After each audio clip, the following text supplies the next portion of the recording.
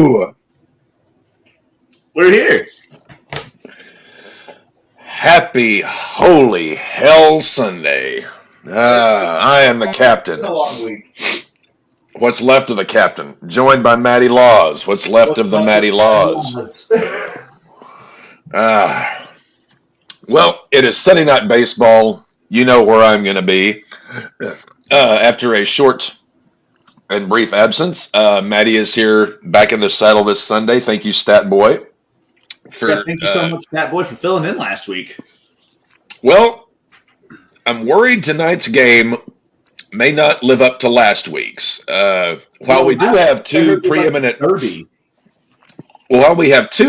franchises tonight, the pitching matchup, not so much. It is Rangers at Braves. It is Michael Lorenzen taking the mound against Darius Vines. I know one of these guys is dog shit, and the other guy, I have no fucking clue who he is. Okay, let's take a look at their season so far. I believe both men have had one start each. It's what it looks like. Michael Lorenzen got the win in his game, allowing no runs on 3 hits, 5 walks, and 4 Ks.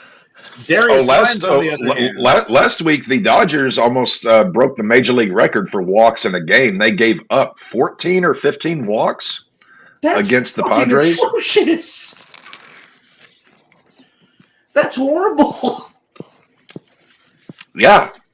And Darius Vines, he pitched 4 2/3 innings, allowing 4 hits, 4 Ks, 3 walks, but gave up an ERA of 1.93, which I believe he gave up, 2 runs that game?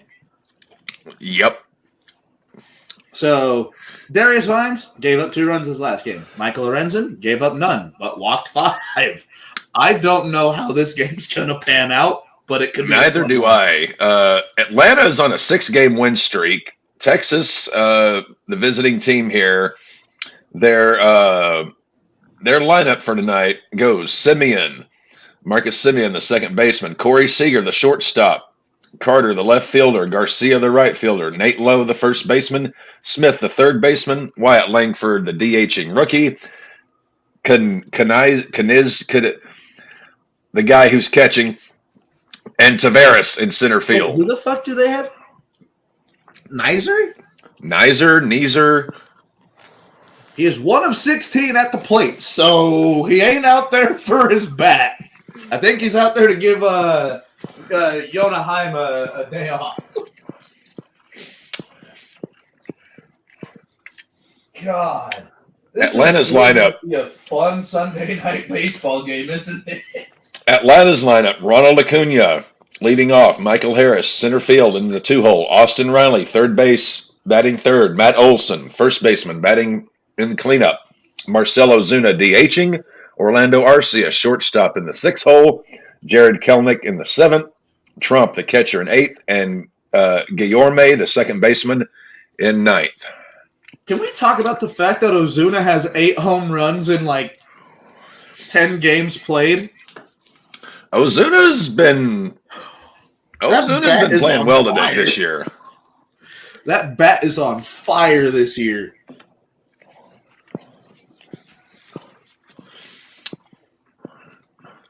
Hey, Ray.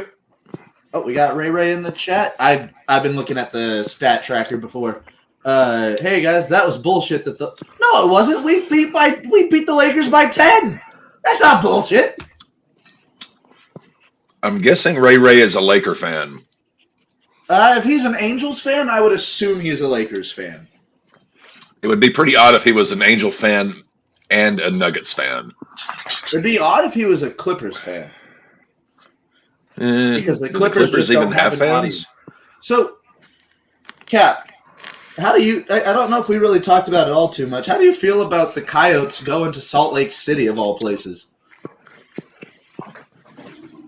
Well, even Mormons need something to do on Thursday night. I mean, they've got market for sports. They've got basketball out there. Oh, you're a Lakers and a Clippers fan. Okay, that makes a little bit more sense then. Because it's okay to like both sides, Cap. You can be a Cubs fan, Cap. No, you can't. I will ride and die with this shitty excuse for a franchise this year. We'll go through the scores later. My fucking Christ, this weekend blew. I mean, my weekend sucked due to work, but we are 3-18. What are the Rocks at? The Rockies, they are actually playing a doubleheader today against the Mariners. The Rockies, Colorado Rockies are at 5-16. well, they won the first game of the doubleheader, so before today they were 4-16.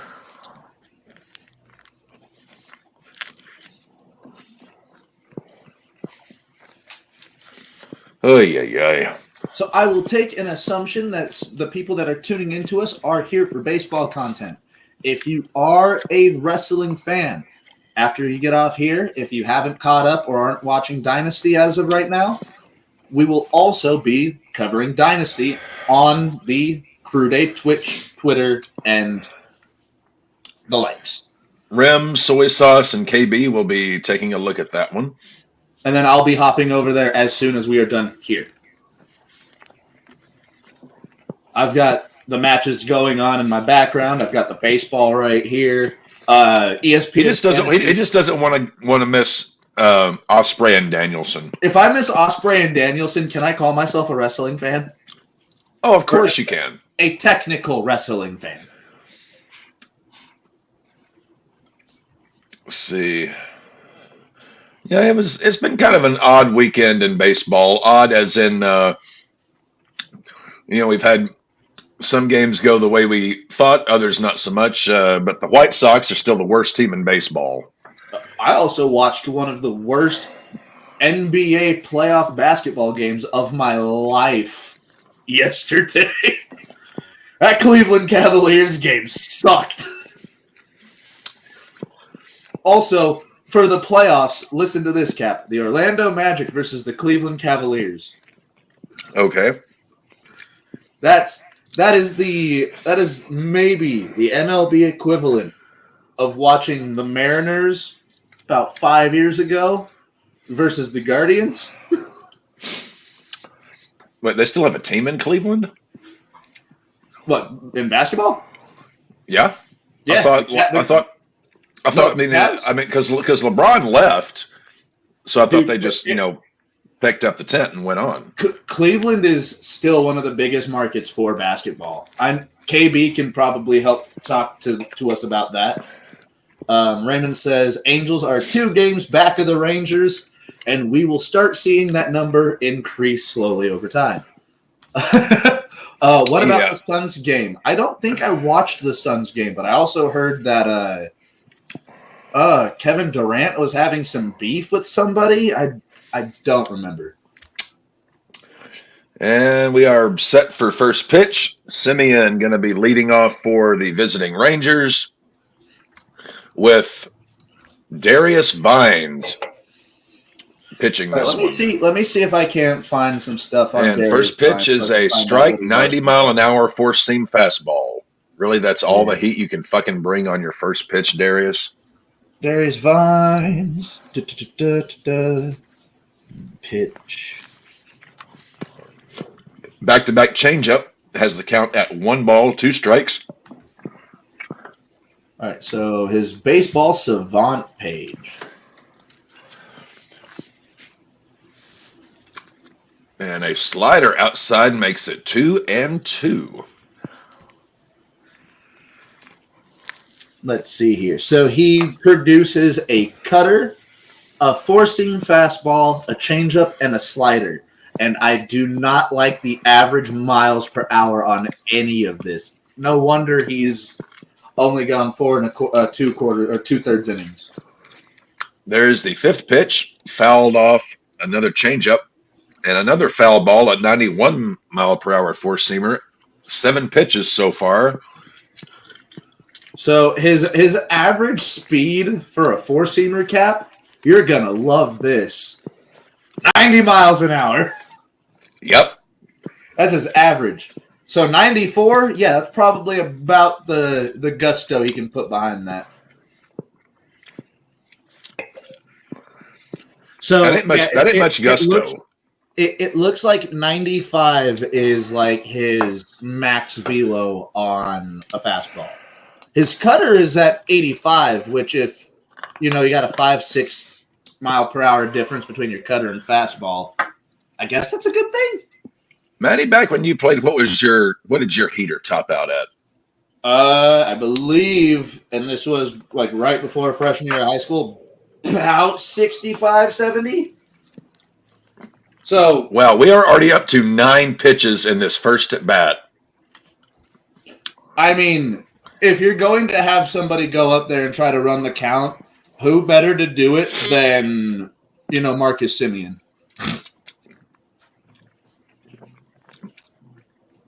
Maybe they're just, and there is pitch number 9, another foul ball changeup. We are up to 10 pitches against the first fucking batter. That's how this game is going to be, folks. We know how bad Michael Lorenzen is. Darius Vines. I was about to say, I don't see. Well, is this a testament to Mr. Vines, or is Mr. Simeon just one of the best starting, leadoff hitters in the league? I would go with the latter there, Matty. I would not want. We got our first out finally. He popped out to first.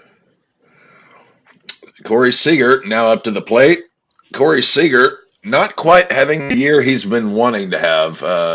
And he puts that first one in play, and there we go. Well, I was just saying Corey Seager not having the year he's been wanting to have. Minnesota 120, Suns 95. Oh, Evan Carter. The Timberwolves are beating the shit out of the Suns? No, that's the final. Okay, you see, that's getting your ass beat. And 1-1 to Carter, the left fielder, batting in the 3-hole. Ay, caramba. So tonight's game, we're seeing a lot of your low WAR players. Like you're seeing a lot of your backups coming in. Yeah, MLB's really getting into this habit of MLB's really getting into this habit of resting guys on Sundays more and more and more. It's like Sundays always has kind of been an off day for catchers, but MLB's really getting this habit of resting basically everybody on Sundays. Man, the only sport that we don't see a ridiculous amount of load management in is football. I understand. NBA, MLB, even the NHL, 82 games, 160. And we are ready for this guy's already 6th pitch of the at-bat. He is up to 17 pitches in his first inning is Darius Vines. As a pitching coach, he would have been pissed with me. They are just fouling off everything he throws at them. And you're going to have someone in the comments or a former pitcher go, it's good to see him throwing, getting contact. No, it's not. You're wanting them to miss. And Carter strikes out looking. That is going to be the end of the top half of the first. Nothing. Well, okay. Unless you are a pitcher like Mr. Vines, where you don't have a whole hell of a lot of velocity, you're going to want to, pitch to get those ground balls, get weak contact. Michael Lorenzen, he's got a little bit more speed behind his pitches than Vines. Well, the problem is a lot of Lorenzen's balls tend to leave the yard in the opposite direction. He also has a tendency to throw the old meatball from time to time. Well, let's look at the scores in the league. First up, Boston with a big win over the Pirates. Boston wins today 6-1. Ooh. Now, here's something I do like to talk about, Cap, is a pitcher that's got a lot of shit in the arsenal. Michael Lorenzen's got 6 pitches that he utilizes. He does. Lorenzen's been around a while. I just can't understand why. Also, what is this? What is this new sweeper? Is it like a form of curveball that pitchers are throwing? It's a mix between a slider and a cut fast. It's sort of a new pitch that's come around the last couple of years. because I've seen like specifically, in MLB the Show, you'll see the sweeper, but like I've heard about it in videos, and now I'm seeing it in like player stats. A lot It's more it's sort of like the Kenny Omega pitch. It's the broom. So yeah, Lorenzen, he uses a four-seam fastball that averages 94 miles, a little bit more heat, 85-mile-an-hour slider, an 85-mile-an-hour changeup. His sinker is parallel with his four-seamer in terms of speed. Sweeper at 83, curveball at 82, and a cutter that he uses very rarely. Very rarely. White Sox took the loss again. Surprise, surprise. They dropped one to the Phillies, 8-2. Astros got shut out by the Nationals, 6-0. The Astros are 7-16. Raymond says, I noticed that the walk thing in AEW is boring. WWE does better. Are you talking the ramp way? Because I know Cap is a big detractor of using mega fucking LED boards as your fucking ramp way. Yeah, I'm not a big fan of that. Do you like AEW's staging better than WWE's, or it varies from event. I like it. Like if you look at Dynasty 0 Hour right now, I've always loved the heel and the face tunnels. It's a nice throwback. Base hit. Lorenzen puts the first man on board. Atta baby Lorenzen. Acuna is on. Oh boy. Yeah, this drive single. Yeah, last Sunday was kind of one of those just back and forth competitive contests. This one, who knows? Cap. Matt. Yona Heim is off due to bereavement. Well, we certainly wish him well in relation to that. Let me. His mother-in-law passed away, so we wish him and his family the best. Bereavement, that's time to celebrate when your mother-in-law kicks. It all depends on how close you are with your in-laws, I suppose. Yeah, there are good mother-in-laws. I forgot that. 2-1 count to Harris. 92-mile-an-hour cutter. Michael Harris, one of the best, I would say, pound-for-pound hitters in the league, and not a bad glove to go with it. I've been a fan of Harris since he came. Byron Buxton might be up there for that, too, though. Well, when he's healthy. You've got a good point. Yankees won again today, 5-4 over Tampa. Yankees are 15-7. I know Greg Cherry is very happy about that, and I could not be more upset. Sorry, Ray. Your Angels fell again today. They lost 3-0 to the Reds. Guardians with a win over the A's, 6-2. I can see your gripe there, Raymond, but you also have to remember for the longest time, WWE were literally just throwing pay-per-views out in the exact same style as the Raw and SmackDowns. So, one or two events. Because Lorenzen has walked Harris, so he gave up a hit to Acuna, and he's walked Harris to start the inning. One walk already after walking 5 in his last appearance. This is going to be a fun game for Mr. Lorenzen. Oh boy, get that hook ready. But yeah, no. To like a little bit more point on Raymond's comment. This is also not like an A tier pay per view. Like AEW puts out great pay per views all the time, but it's not like an all out. It's not a double or nothing. We're gonna see Casino Chips. Revolution. Yeah, this is, in a way, you could look at this as like a Backlash. Yeah. Which, by the way, count to Backlash Riley. is coming up in France. Austin Riley, another scorer, having a really down year by his standards, and he strikes out. Wow. Let's see Give here. up a hit. You give up a hit, you walk the second guy, and you strike out the other guy on 3? Okay, he is, Lorenzen, as they say, all over the place. Orioles 5-0 today over the Orioles 5-0 over the Royals. Royals. Say that fucking 10 times fast. Tigers got the win today, 6-1 over the Twins. Brewers won 2-0 over the Cards. Marlins picked up a win, 6-3 over the Cubs. Marlins 6-17. The Mariners dropped one in extras to the Rockies, 1-2. That is a doubleheader. The Who dropped a game to who in extra innings? The Mariners dropped one to the Rockies in extra innings. That was the first leg of a doubleheader. The second one starts at 7 o'clock. Diamondbacks 5-3 over the Giants. Dodgers beat the living piss out of the Mets 10-0. And the Padres 6-3 over the Blue Jays.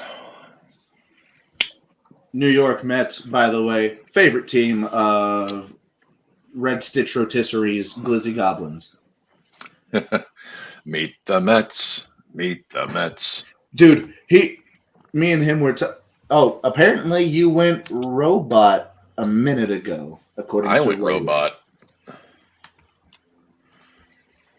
Or as me and Devin call Megatron. Ah.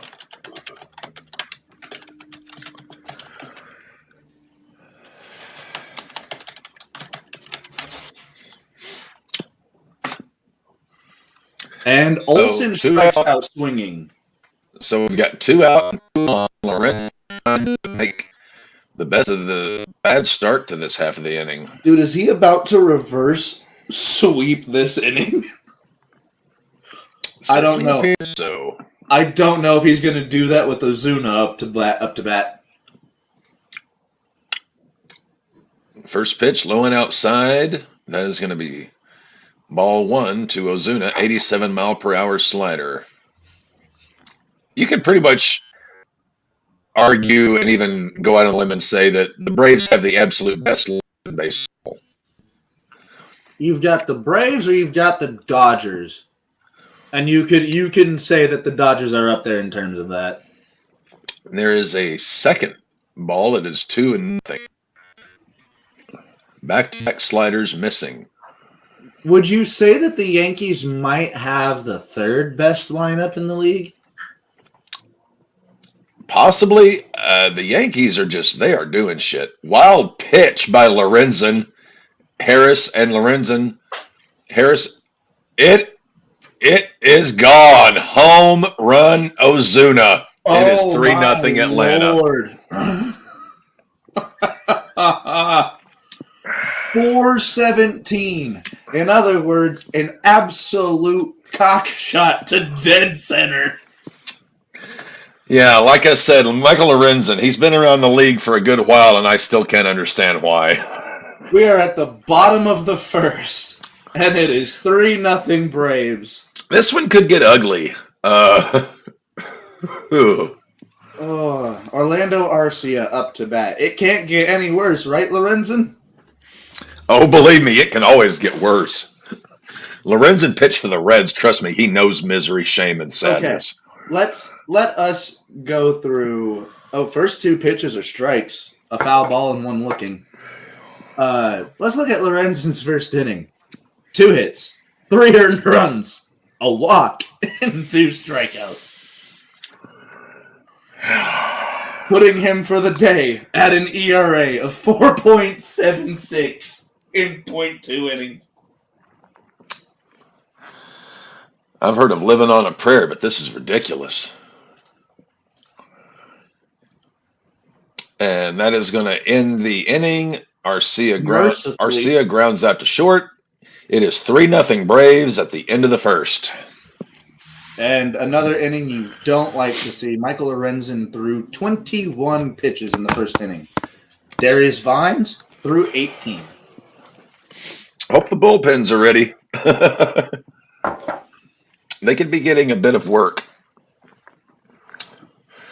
It's sad that we're actually covering the last season of MLB Sunday Night Baseball on ESPN.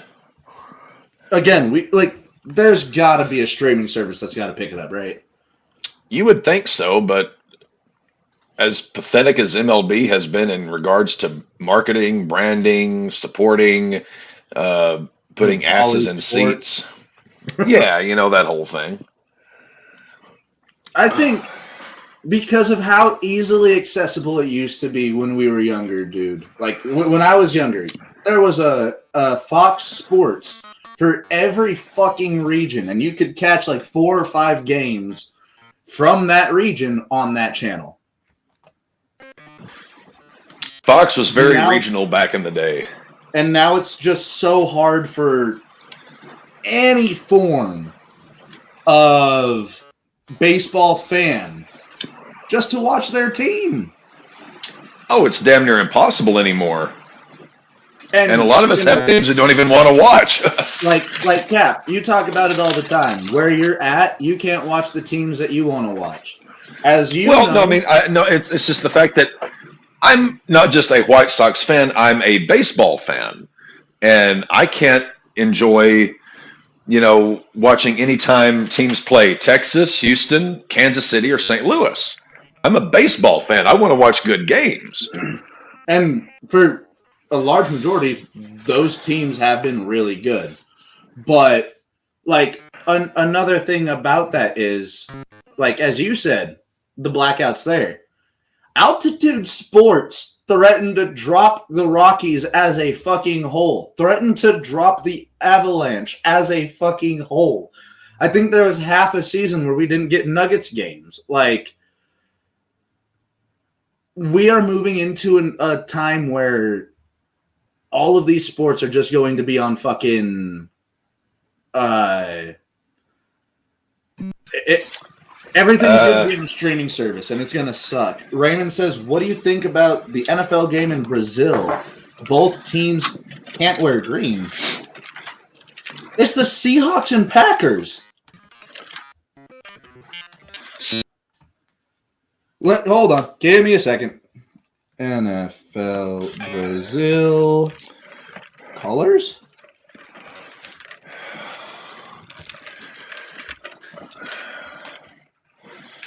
The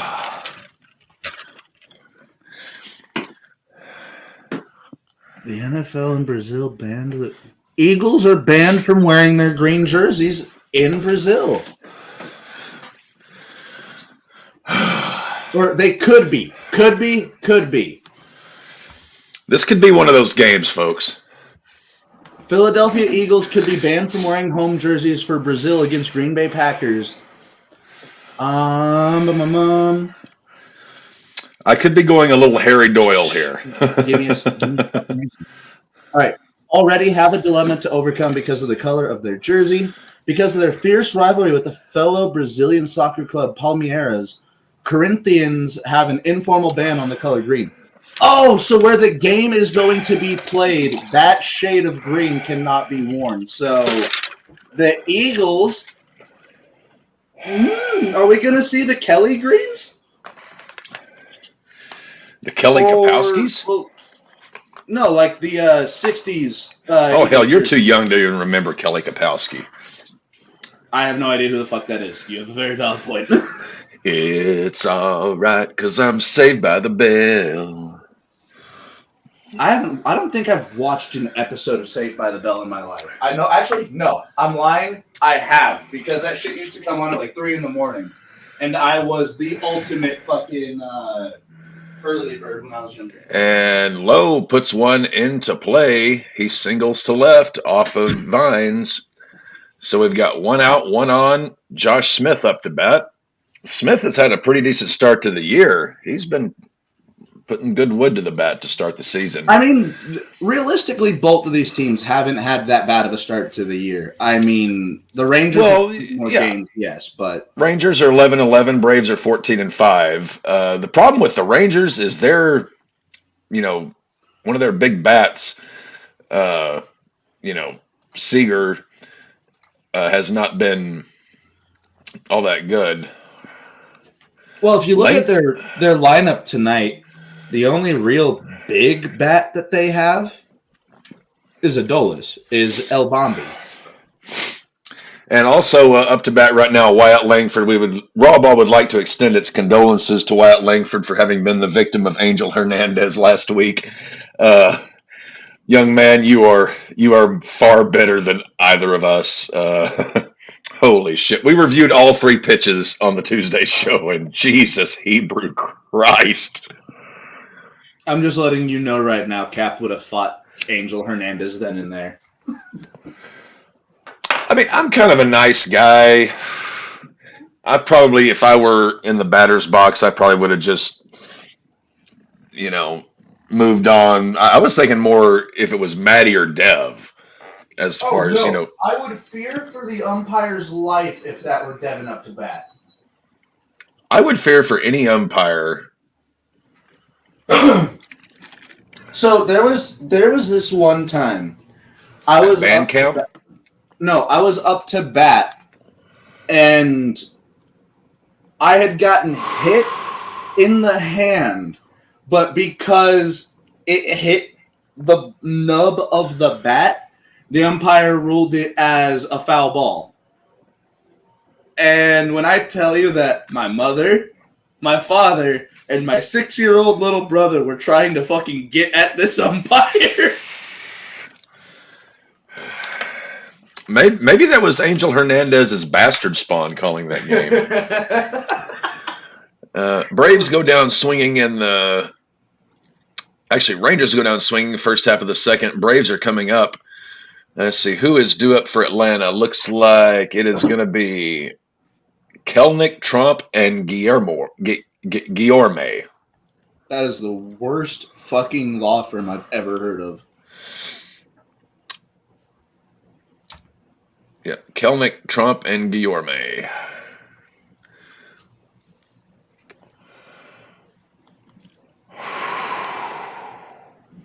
And this is the last of a 3-game series for the Rangers in Atlanta. Yep. In one that the Braves have just owned Texas. Braves have pretty much owned everybody this year. Speaking of owning, Denver owns the Lakers, but sorry, Raymond. When I saw that it was Denver versus LA, again, I have a very strong feeling that LA is going to knock us out. But any you always chance have I that feeling. Get, any chance? Oh, I watched Kobe, Kit Carmelo, Allen Iverson, and Chauncey Billups. All 3 of them on the same fucking team. Well, I've got news for you. Jokic is better than those guys. I can't argue that. And Murray might be a better pure shooter than Chauncey Billups. Well, let's see if Lorenzen has a better go of it this part. Kelnick up, 1-1 count. And another ball way the hell outside. Okay, Cap, I feel like the big conversation point now, about 1.25 years in at this point, or 1.8 years. All right. Is the pitch clock a good thing or a bad thing? Because it is a wonderful thing. We are seeing a much higher rate of arm injuries in pitchers. We're also seeing the game move a lot faster. And that ball is in play. We are, but if it's going to, ruin pitchers for years to come. It's not the repetitiveness of pitches. I strongly believe it's not that. Ooh. Sorry to cut you off. The 0 hour, we've got the Bullet Club Gold, and all 3 of them are doing like an homage to Shawn Michaels' red with the shiny sequins. The mirrors. Yeah. It looks really fucking good, actually. And there's a sinker, strike looking to Trump. So how there's different colors of Bullet Club. Are there different levels of Pullet Club? Like, is there Pullet Club Gold, Pullet Club Silver? I am trying my best to keep Pullet Club alive as I have lost the clash. So I got to talk to whoever won that block, try to pay them $50 and see if they won't give me the faction. There is a sweeper way outside to Trump. 2 strikes, 1 ball. Cap, there Yep. are 3 pitchers. All 3 of them are going to hit you. But who would you want to take the least? Randy Johnson, Bob Gibson, or Roger Clemens? All 3 of them known for aiming for people. Well, Gibson would throw at you if you just looked at him wrong. Randy Gibson would throw at you if you went up to bat and you looked at him the wrong way as he was getting his signals. Johnson wasn't really a headhunter. You just didn't want to be on the receiving end if he was in a bad mood. No, but he was known for hitting people because his early days, maybe one of the most notorious meatball throwers of all time. I would probably rather face Clemens just for the sake of my health. Gets hit with a 98-mile-an-hour fastball, gets pissed off, still gets fucked up by the pitcher. Guillorme is safe at first. I have a legitimate question for you, Cap. Alrighty. Steroids in baseball. Hate them. Get rid of them. Keep them out. But it doesn't affect your hand-eye coordination. No, it doesn't affect your hand-eye. It just affects how far the ball is going to go. Barry Bonds, and I mean any guy who's a great hitter, if you have poor hand-eye coordination, steroids aren't going to help you there. Exactly. Those home runs would have still been home runs had Barry not been on the juice, probably. Yeah, it's probably 100 feet less. You know what? If you're sending them 500 feet, I'm paying money to see it. What was it? What was it? Bill Burr, juice him up, get him out there. And it is 2 outs. And Acuna is out. That is the end of the second. Braves still up 3-0. Texas coming up to bat. Cap is down to 1 beer. Can you maybe enough. Believe that Billy Gunn is still to this day wrestling? Another guy that we all know is on the juice. Well, yeah, he would have to be. Ooh, this is actually a really good question, Cap. What year would you said had the better U.S. Olympic team? I'd probably say the 96 Dream Team. I still think it might be the 2012 team. But that's just, growing up and watching that team. That team didn't lose a single game. Well, I grew up and was watching that team, so I'm kind of biased there. Yeah, I was about to say, like,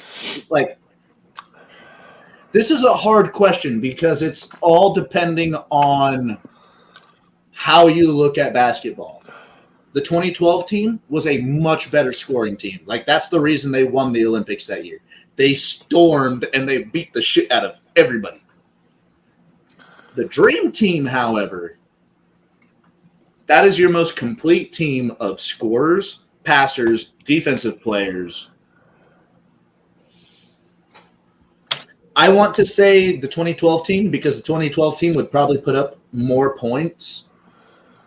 But if you put them against each other, I don't know. I still think maybe 2012 over the Dream Team. But that's literally saying LeBron over Jordan. That's saying, oh my God, that's saying Kevin Durant over Larry Bird. That's saying, I think Kyrie Irving was the point guard. Bird wasn't on the 96 team. Was he not on the Dream Team? Bird had retired by then. Who the fuck was, who else was on the Dream Team? It was Jordan. It was Olajuwon. 96 Dream Team. Okay. You had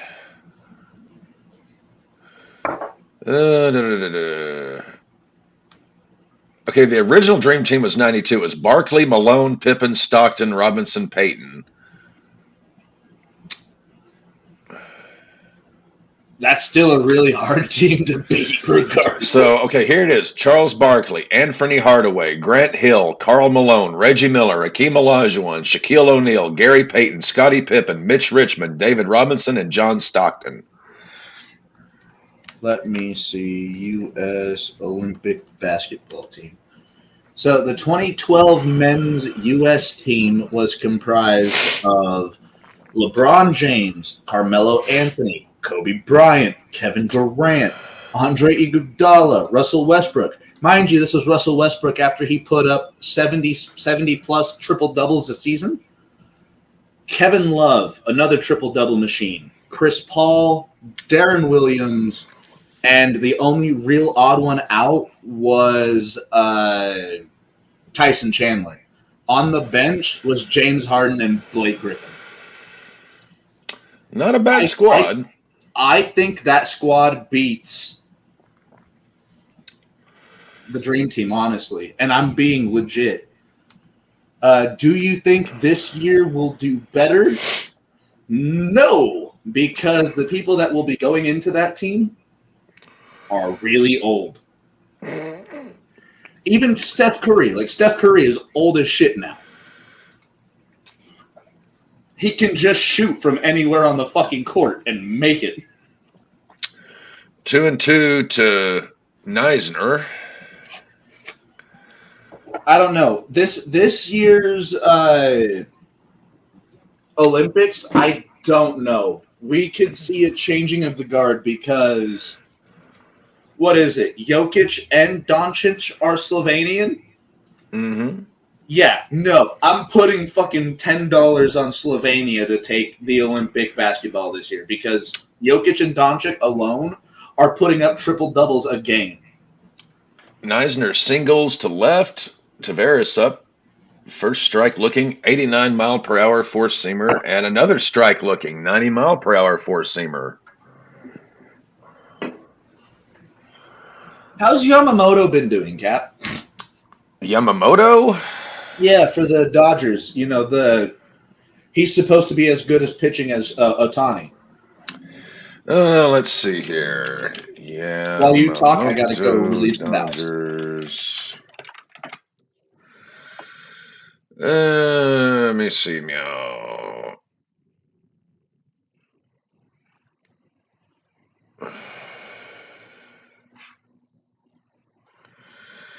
Yoshi. And Vines gets a strikeout.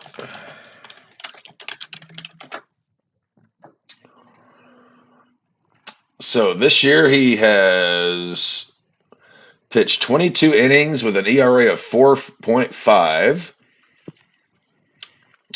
K per nine of 12.27, striking out 32.3% of the batters he's facing.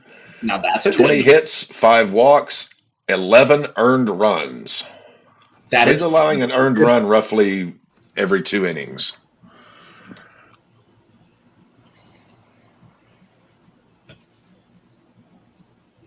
Do you think this is just going to take him a little bit of time, or do you think he was overhyped?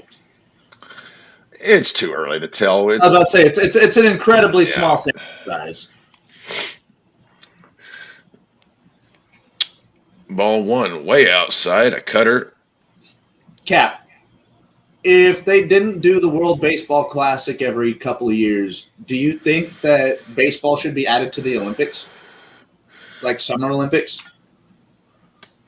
Well, they wouldn't add it to the Summer Olympics because they're in the regular season. The guys are going to be playing. Oh yeah, good point. And they really wouldn't do it during because that's when the Baseball Classic goes on is during the winter, right? Well, it's not even the Winter Olympics, but yes, it goes on during the winter months. It's like February, March. It's when the Baseball Classic goes on. Right before spring training. Yeah. Well, in and during spring training.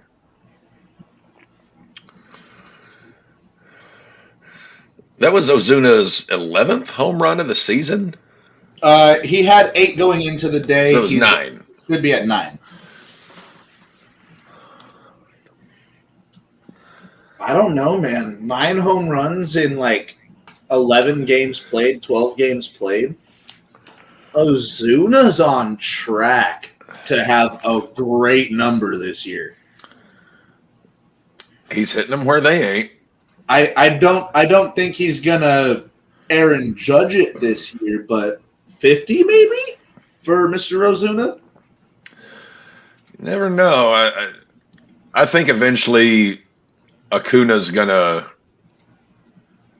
heat up and be the big bat for them. Then you also have Austin Riley, who's really been cold to start the year. And Austin Riley, another kid. I think he had like 30 plus last year. Yeah, Riley's. I mean, he's on my fantasy team, so I'm praying he's just having a slow start. And like you said, the Braves may be the most well-rounded bats in the MLB. It's just their top two pitchers are out with shoulder injuries, arm injuries. Yeah, TJ and Strider got TJ, and Fried was just looks dangerous for TJ, right? No, Fried just like shit.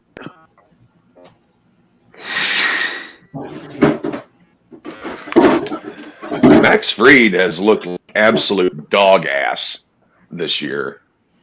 Are we talking on the levels of Alcantara last year? Yeah. Actually, no worse. Fried's look worse. Also, Cap, did you know that Anthony Bowens of the AEW roster played some time in the MLB? I did not know that. I think he had a little bit of time in the MLB, got demoted again, and then pursued pro wrestling. I would say he's found his calling. I mean, dude, if you make insane amounts of money in the ring, do it. If I could make money in the ring, that's what I'd be doing because, trust me, I want to badly.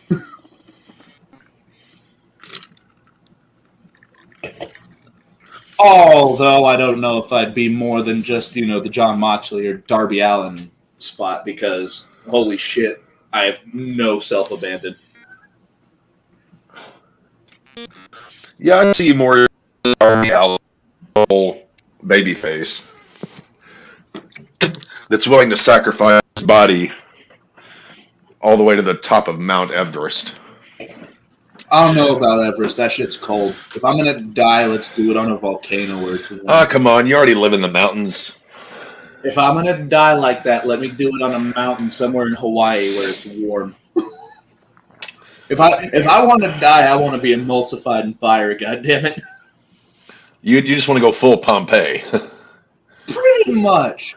Dude, imagine. I'd be a cool-ass statue.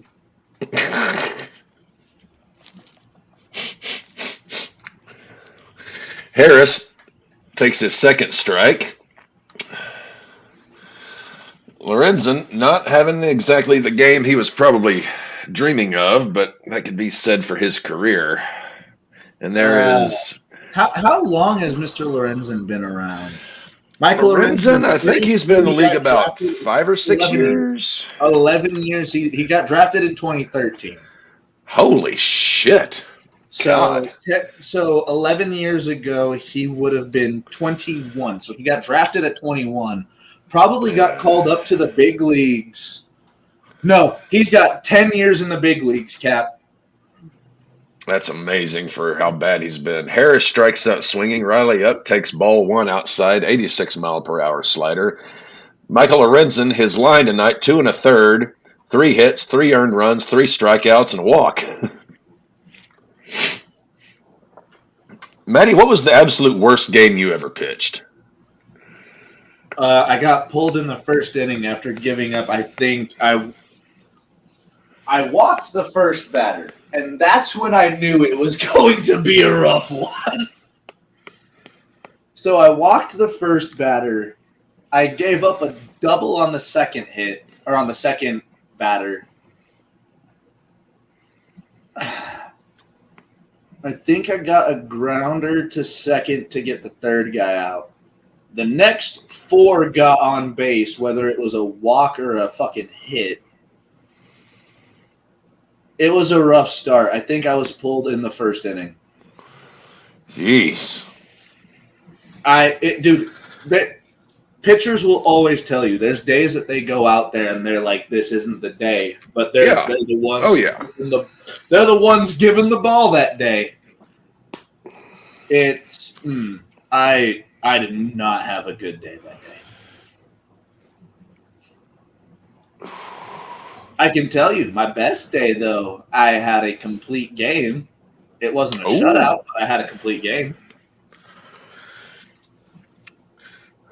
you were the Roy Halladay of your generation. Fuck no. Although I did love Roy Halladay growing up, that's where I tried to learn how to throw my cutter. So we have 2 outs. Olson up the bat takes his first 2 pitches. Fun fact. My favorite pitching team to watch about I want to say 2008 to 2012 was the Phillies. Oh yeah. I loved Roy Halladay. I loved Cliff Lee. See, you didn't. Well, he played for Toronto before he went to Philly. Yes, In he one did, season, he pitched 7 complete games. but it was the year with the Phillies where he pitched that perfect game, bro. Yeah, and got his Oh. one and only ring. And then sadly, Roy Halladay passed not long after he retired. Oh, dude, that one did make me cry because again, Roy Halladay was a guy. I watched him. I learned how to throw a cutter because I watched him. But on that team, like the top 3 pitchers of that team were like guys that I grew up watching and trying to mimic. It was Roy Halladay, it was Cliff Lee, and it was a very young Cole Hamels, which, by the way, Cole Hamels, his first 2-3 seasons, absolute dog. Everything Yes. after that was downhill.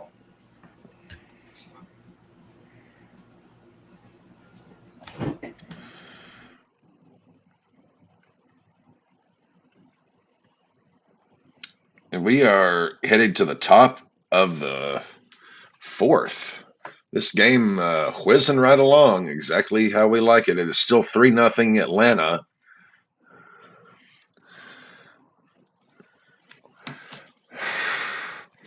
Yeah, Ray, I heard this as well. The problem is Dallas already has a head coach. They ain't get as Tom Grossi so eloquently calls him. They aren't getting rid of fat, stupid McCarthy until Jerry Jones croaks. So Belichick just wants a job, and I don't He think just he needs 15 more wins, I think, to pass. Right? What's his name? Is it Don Shula? Don Shula. Yeah, he needs, I think, 15 more wins to pass Shula. Not after this year. I don't know, man.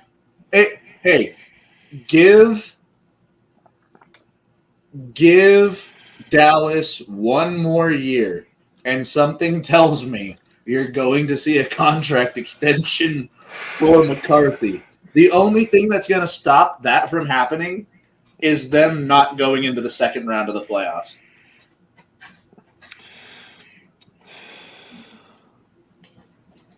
If they make it to the first round and get bumped like they did last year, or if they don't even make it to the playoffs, yeah, McCarthy's gone this year. And maybe Dak as well. I don't see Dak getting moved this year. It's too close to the draft. They're planning on extending him. Yeah, I was about to say, we're too close to the draft. I don't see anything like that happening. But update, Cap. They have unified the Ring of Honor and the AEW Trios titles. Bullet Club now holds those titles. Well, you know that the Bucks and Okada are going to be going for that. I don't know, man. I really hope that they just keep the Bucks and Okada in their own lane. And by that, I mean I hope that they keep Okada going to the world title, and I hope that the Bucks just fuck off somewhere else. You realize eventually, at some point this year, we could get a Swerve Osprey Okada triple threat world title match. Did I just make you hard, Matty? Incredibly. I am Juice Robinson right now. I am rock hard after you told me that. Speaking of, I believe the main event tonight is Swerve Joe. Yeah. And if that's the case, Swerve better win the title, bro. I think Swerve's coming away the champ tonight. I love Joe. We all love Samoa Joe. If you don't like Samoa Joe, go fuck yourself. But Swerve deserves this title. With the work that he's put in since last year, no. Agreed. That man is world champion. That man was world champion material the moment he stepped foot in AEW. And it is 2-1, the count. Garcia lines out. Grounds out, actually. So it is 3-1. Rangers.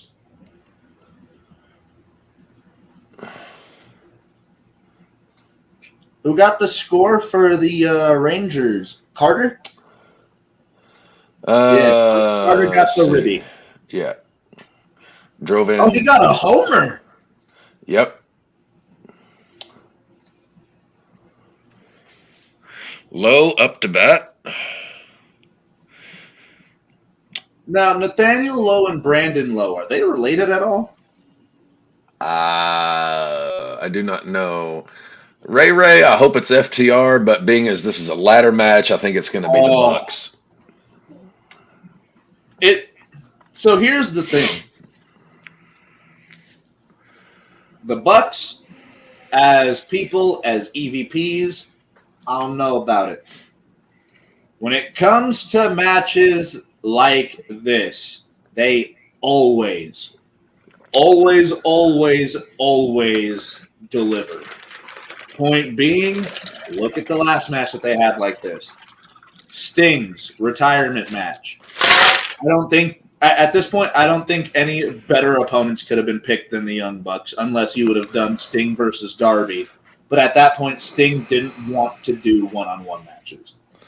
Well, Sting didn't have a single one-on-one match his entire run with AEW. And that's a smart thing to have done. Yes, very smart. Even you can't argue because you were watching that match. Oh, yeah. That was probably the best send-off they could have done for Sting. They did it as well as they probably could have. So here's my full take on the Young Bucks. They respect and they love professional wrestling. Will they put themselves over when they want to? Will they, go above and beyond for themselves? Yes. But they love this business and they want it to thrive. And you got to love them for that. How they went about it, you ain't got to be big fans of it. But the Young Bucks love this shit, man. You have to agree with that. I think they love themselves. You don't do professional wrestling for 15 years without the love of the game, man. Ooh. Especially wrestling for Dixie Carter's TNA. You gotta have a love for the game, man. Yeah, Dixie Carter's. Well, while I'm not a fan of Dixie Carter's tits and ass, nor am I a fan of her TNA. Well, by then it was Impact. That's so cute. My cat is adorable. Yes, your cat is adorable. Well, so here's the thing. She is like my wife's familiar. If you know what a familiar is in like mythology, it's almost as if this cat is part of her because she'll fall asleep with her, nuzzle into her neck, and I've not seen a cat this affectionate like this ever. Most cats will allow you to pet them, look at them, and then they'll go, okay, go fuck yourself.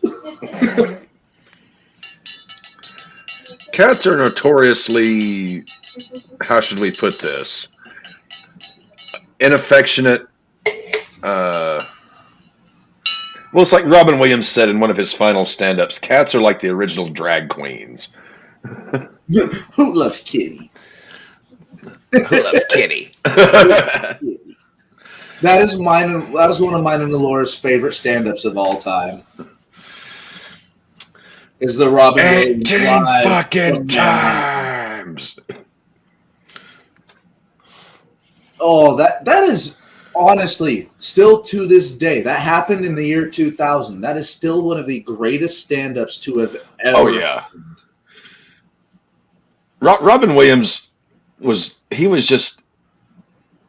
so good, whether it was acting, stand up, voiceover. He was good at everything he did.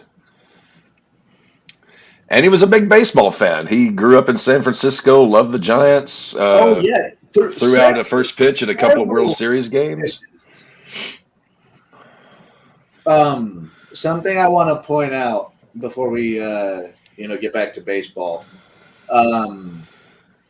In the build-up to Swerve and Joe, Swerve attempted to choke Samoa Joe with the chain, and Samoa Joe ain't got no neck. No, he doesn't.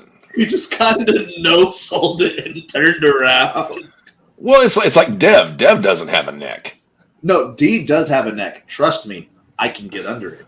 Well, yeah, but that's because your arms are so... You've got those spindly birdie arms. I do. And if you don't know how to choke out your brother, then what kind of a sibling are you? I'm pretty sure I've told this story on air before, but there was a time where me and Devin, I had just gotten off work. It was late at night. I think we had watched... Home run, Texas. Nizer hits it out. It is 4-3 Texas. Just like that. Who hit this one? Nizer. The backup catcher. Yona Heim is sitting there on bereavement going, I'm damn proud of this kid. Yona Heim also being a kid. Damn. So Vines has a 4-run inning. Lorenzen has a 3-run inning. Neither of these pitchers, and it's already 4-3, and we're heading to the bottom of the fourth. Neither pitcher having a good day out there.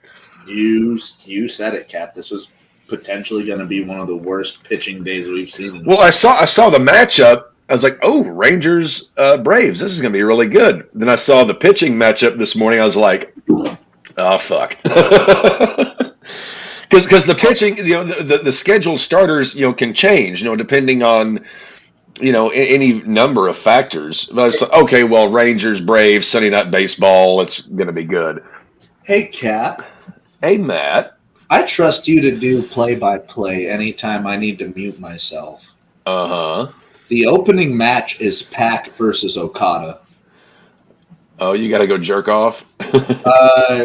Perhaps.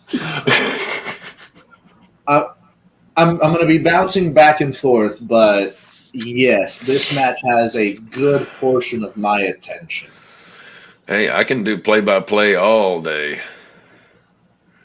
But, yeah, no, Lorenzen Vines, we looked at this and we both said, ooh, this could easily be one of the worst pitching matchups we've seen this year. Well, as far as Sunday night, yeah, this has been pretty... I mean, it's an entertaining game. It's 4-3 heading into the bottom of the fourth. Not that it's not entertaining. It's just, typically I'm more into, pitcher duels. This is more of a duel between the bats. Instead of Star Wars Duel of Fates, it's MLB Duel of Bats. Yeah. All right, Cap, which do I go? Do I go Japanese style, do I go German style, or do I go craft? Well, I'm half German, so let's go German.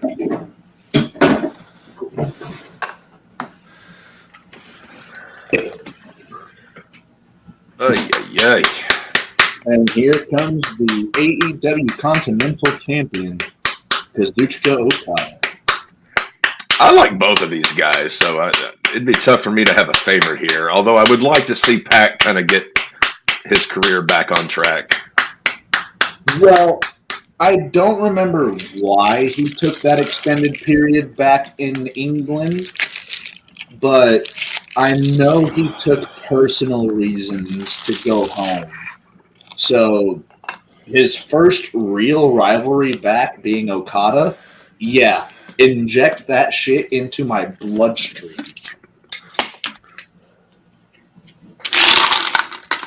Oh, yeah. Also, you easily got one of the best technical wrestlers on the planet, one of the best wrestlers on the planet in Kazuchika Okada.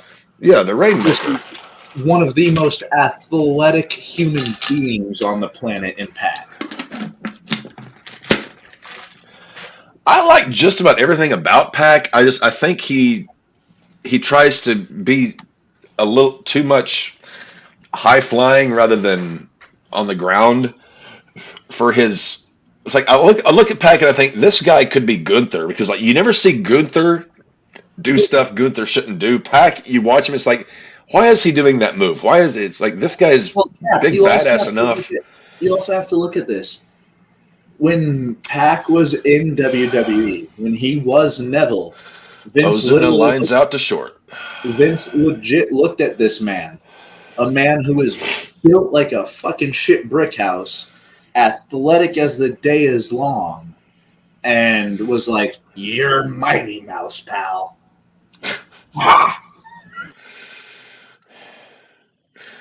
I'm gonna name a dildo after you. Arcia grounds out to third. We have 2 quick outs in the bottom of the 4th. And Kelnick is up.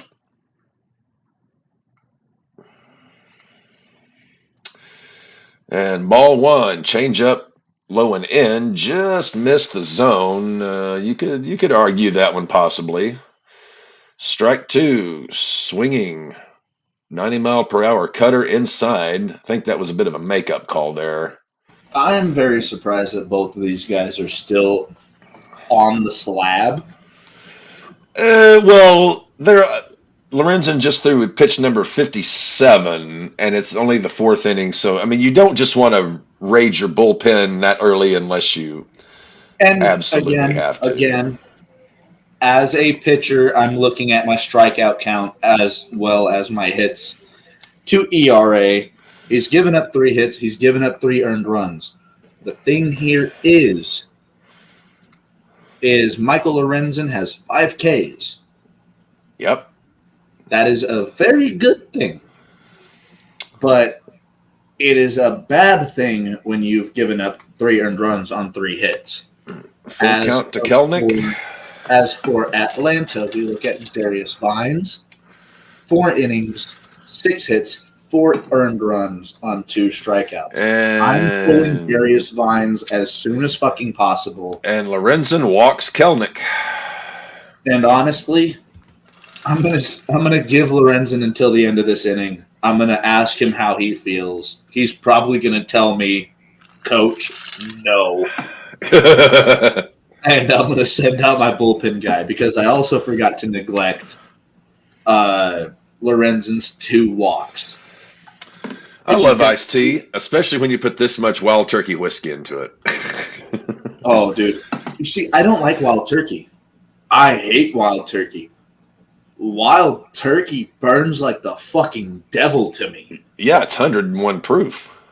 I understand that. But I drink overproof shit, and it doesn't hurt as bad as Wild Turkey did one. Well, also, Wild Turkey has a very high rye content, which is a spicier so it burns a little bit more. Yeah. Okay. See, I have. It's not just the proof. It's got for something to be considered bourbon has to be at least 51% corn as far as your grain, but you can also add other grains, and typically rye is one of them. But Wild Turkey, they put a lot of rye in their mash bill. I like rye whiskey, man. I like rye whiskey. That is going to end the 4th. Rangers up 4-3. Coming up top of the 5th. This game, we are into the top of the 5th, and we are an hour into this game. Good job not going out first on Thursday. What the fuck? Is he talking about something you were doing? What was going on Thursday? Was that No, that was syrup night. Oh, yes, you're right. I did not go out first. I went out second on Luck of the Draw. It was Daisy, then it was me. And let me tell you, man, I'm just glad I still don't smell like maple syrup. See, I would think smelling like maple syrup, that'd be almost like an aphrodisiac. No, Like so if, here's the thing. Smelling sweet is nice. When your wife is a type 1 diabetic, I don't think that's such the case. well, okay, you can Makes still a real smell it, but no matter how, but if you've washed it off, no matter how much she licks you, she's not ingesting sugar. Nah, so I took a shower immediately after. I made sure that I shampooed heavily, I conditioned, I full head to toe scrub. I made Did you sure, use a loofah or a waffle? top rope brainbuster, pack to Okada. That was nuts. And by top rope, I don't mean what Sami Zayn did to Gunther. I mean superplex Yes. brainbuster. What was that Mitch Hedberg joke he had? Is like, man, I like waffles over pancakes. Waffles, those little holes are just syrup traps. I will always say waffles over pancakes, and I know I got into a conversation last time I did a show about waffles. Well, I don't dislike waffles. I will eat waffles, but if I have the choice, I will go pancake. Look, man, are you going to Waffle House or IHOP? What am I craving? Are you going to Waffle House or IHOP? Again, if I'm craving pancakes, Fighting. if I'm craving pancakes, I'm going to IHOP. If I'm craving an omelet, I'm going to Waffle House. Alora's like, it depends on who's fighting, and I was like, what do you mean? And she's like, Waffle House has the best fights. Oh, I used to work. I was a third shift cook at Waffle House. Trust me, I know the fights at Waffle House. That might be worse than a Main Street gas station graveyard shift. Is the third shift at a Waffle House? I did that. I did that for 4 months. I've seen 4 some months things. too long. Jesus fucking Christ! You interact with, shall we say, the lower echelon of society. Seager, 2-0 count, swings and fouls the changeup. Corey Seager, another batter who's having a rough start to the season. I don't know if you can say rough start. He's at a 278 batting average, but Well, yeah, but with Seager, you're looking more at a 300 average and a lot more power. He doesn't have the pop that he did middle to end of last year. But give him some time. Oh, I am. And I think by the end of the season, he could have at least 28 home runs. 2-1 to Seager, lifted to left field. Maybe 30. And Seager is out. 2 outs for Vines. He's making quick work of him here. This Okada Pack starter match is fucking incredible. How old is Okada? 36, 37? Oh, I think Okada might be Roman Reigns 38. Let me see. Zuchika Okada. He is, if my shit will load properly, 36. You are correct, Cap. Strike one to Carter. Really crazy? Wood. He is a day off from being Devin's birthday twin, November 8th. Wow. And that is going to end the top of the 5th. Man, they are sailing right through this thing. They are going through this game, but we already have 7 runs. And we have 43 people watching us. Thank you, one and all. The Sunday night tradition continues, at least for this year, unless someone picks up Sunday night baseball. But, Cap, none of these viewers are through our YouTube, but through our Twitch or Twitter. Well, hey. All 43 of you. Thank you. They're watching. I'm not complaining how they're watching. We're getting Pac has the greatest sell for a fucking DDT that I've ever seen. Yes, he does. The I really like Pac. The toe curl that he does off of him, oh my God. Well, everyone knows a good DDT is going to curl your toes. Well, here's the thing. Okada did the old Randy Orton off the barricade. And Pac sold that better than I think RVD sold Randy Orton's when he... That was actually how I got my first concussion. I took a DDT on a railroad tie. My first concussion came from a botched code breaker. Those were the days, weren't they? Botched code breaker onto dirt. And mind you, we were trying to do a worked, backyard wrestling thing. I took the code breaker, knees straight to my temple. I rolled over.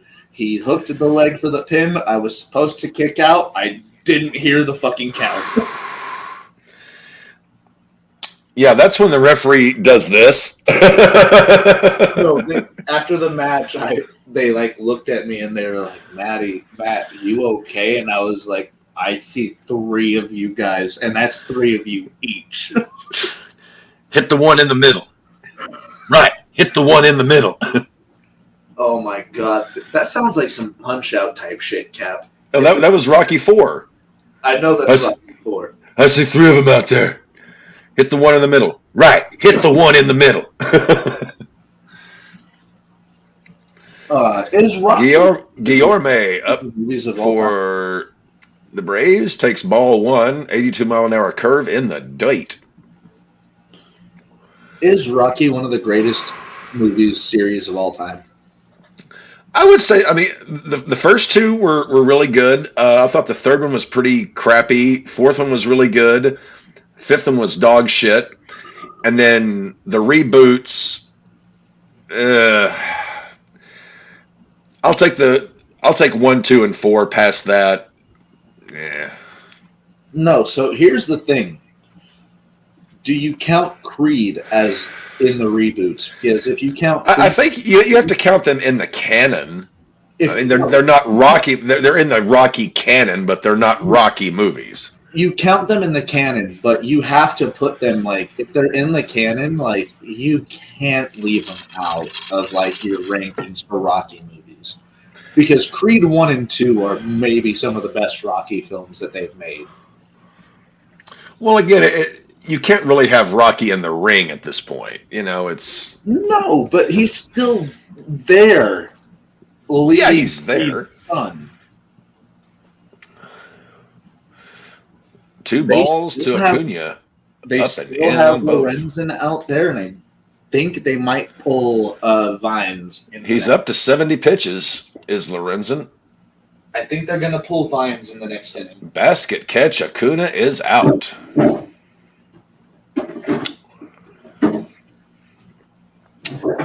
So, Lorenzen's sailing through this. 2 outs already. Harris is up. And Okada versus Pac is still going, and a fantastic match to start Dynasty. Surprised this didn't go later in the card, but you want to start your shows off hot. I know Cap will have a different opinion on that one, but well, I don't mind starting hot so long as you're going to keep building. There's a difference between starting hot and then going into a coma for about an hour. We do have the 6-man tag between House of Black, Edge, Jay Briscoe, and Eddie Kingston. Watching the replay of this Nizer 3-run shot. I think you said it went 409, didn't it? Let's see.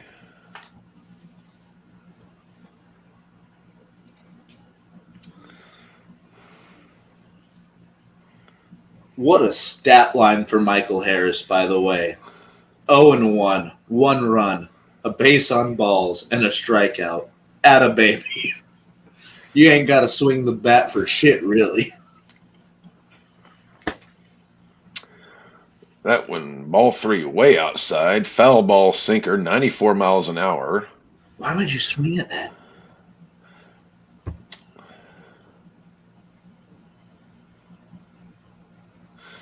Lorenzen up to 75 pitches. High fly to left center. And we'll end the 5th inning. We are going to the top of the 6th.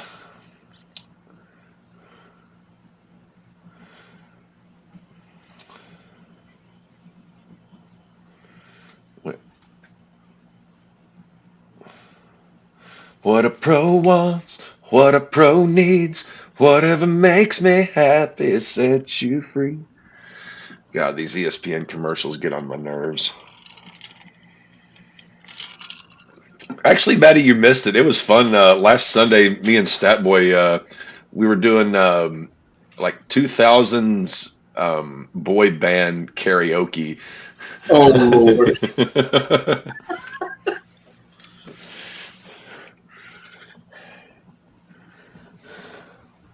Who was it? It was Otani. We had this idea that whenever Otani comes up to bat, they should just, like his walk-up music should just be like the bang of a gong,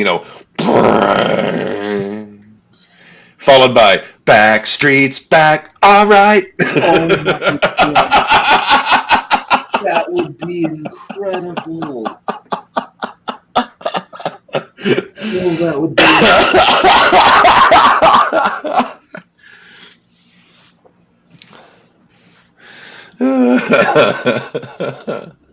Opening match. You go 30 minutes. Yay or nay? I mean, if it's a good match, again, the time of the match doesn't matter. If it's a good 30-minute match, fine. If it's a shitty 30-minute match, then no.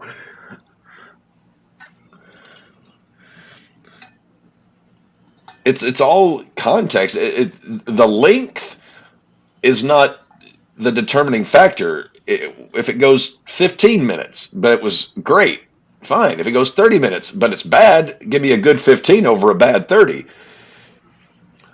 This has been a very good 30. So, Cap, I will send you a link to the show, and I highly suggest it's the first match.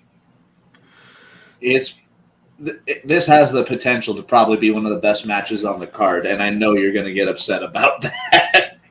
This match, and then Ospreay Danielson.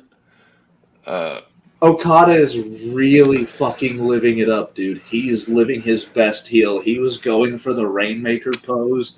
He had the camera cut into him all close, and then he went up and just did a middle finger to the camera, and then to the audience. 2 balls to Garcia, 2-0 count. Vines just threw his 72nd pitch of the evening. I would have taken Vines out to start this inning, man. 3-0 count. Well, he may not last very long. He's at 3-0. I would not have risked him walking a batter. He struck out 2. He's given up 6 hits, 4 earned runs.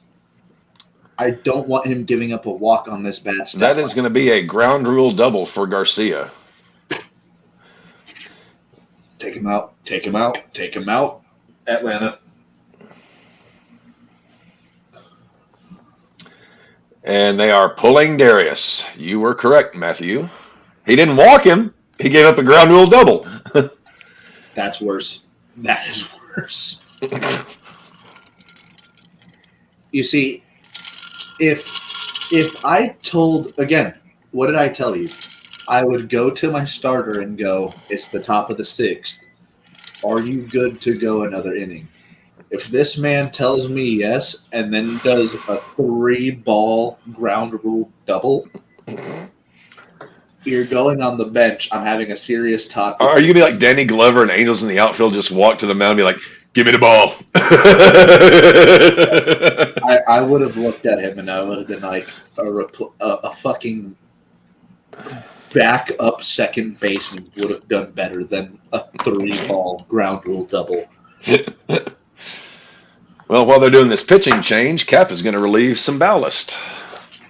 So, with that being said, yes, I would have changed pitchers at the top of the sixth.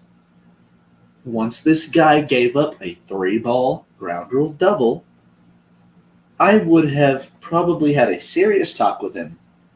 I would have looked at my best prospect in the AAA division and been like, do you want to swap spots? Do you really? Because this has not been a good game, sir.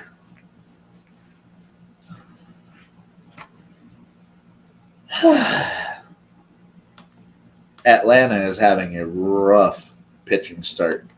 Who is coming out to pitch?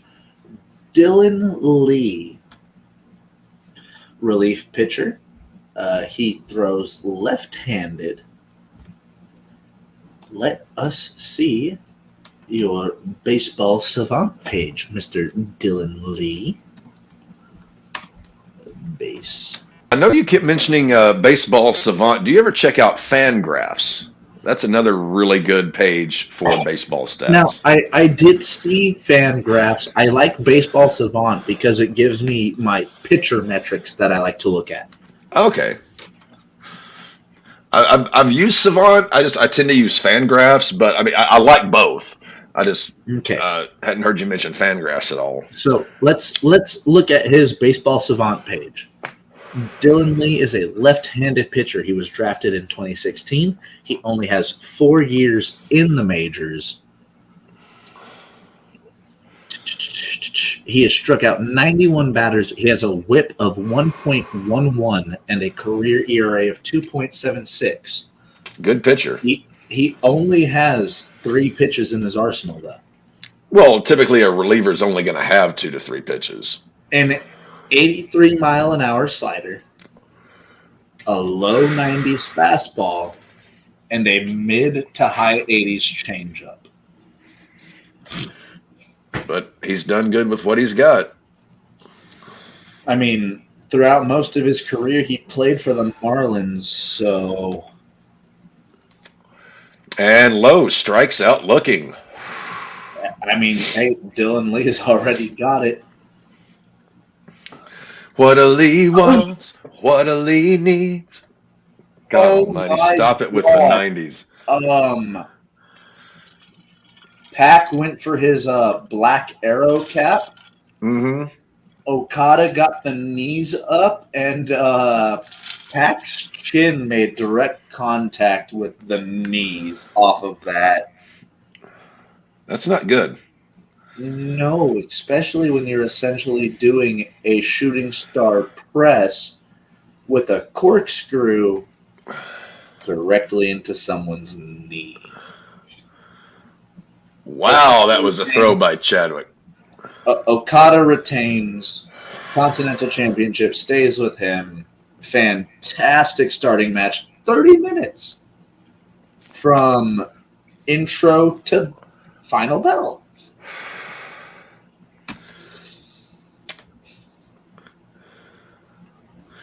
Garcia caught stealing. Oh, wow. What the fuck is El Bombi doing stealing? Maybe he was just feeling saucy. Smith fouls on slider off. Third, man.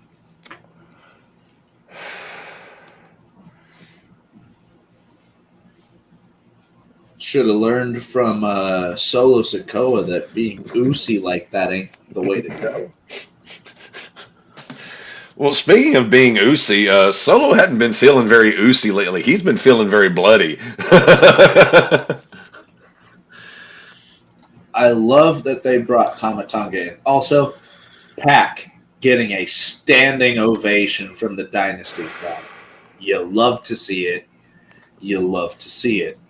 But yes, Solo Sikoa bringing in Tamatanga, rumored to be bringing in Jacob Fatu. Mm-hmm. I think eventually he's going to be there. I don't think it's going to be long. And that is going to end the top of the sixth. You already said yourself that like Solo is, in your mind, is up there with Braun Breaker, is up there with Ilya Dragunov as the future of professional wrestling. At least of WWE. Yeah.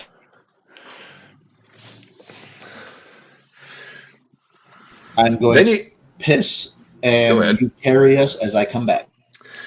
Well, we are in an inning break, or a commercial break, heading into the bottom of the sixth. It is going to be the Braves coming up to bat.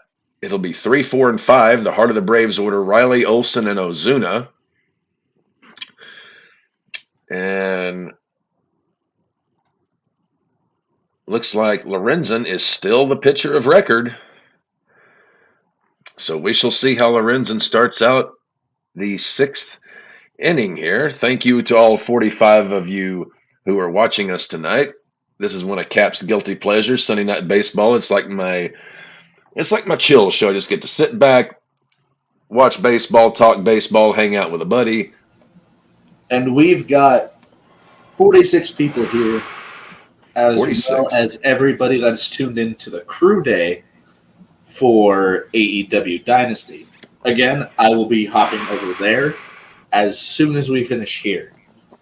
Maddie's going to be the Energizer Bunny tonight.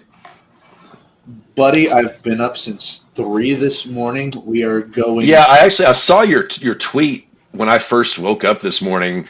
I was like, motherfuck, does that kid ever sleep? 16 and a half hours, my boy. Let's fucking go. Good God, kid.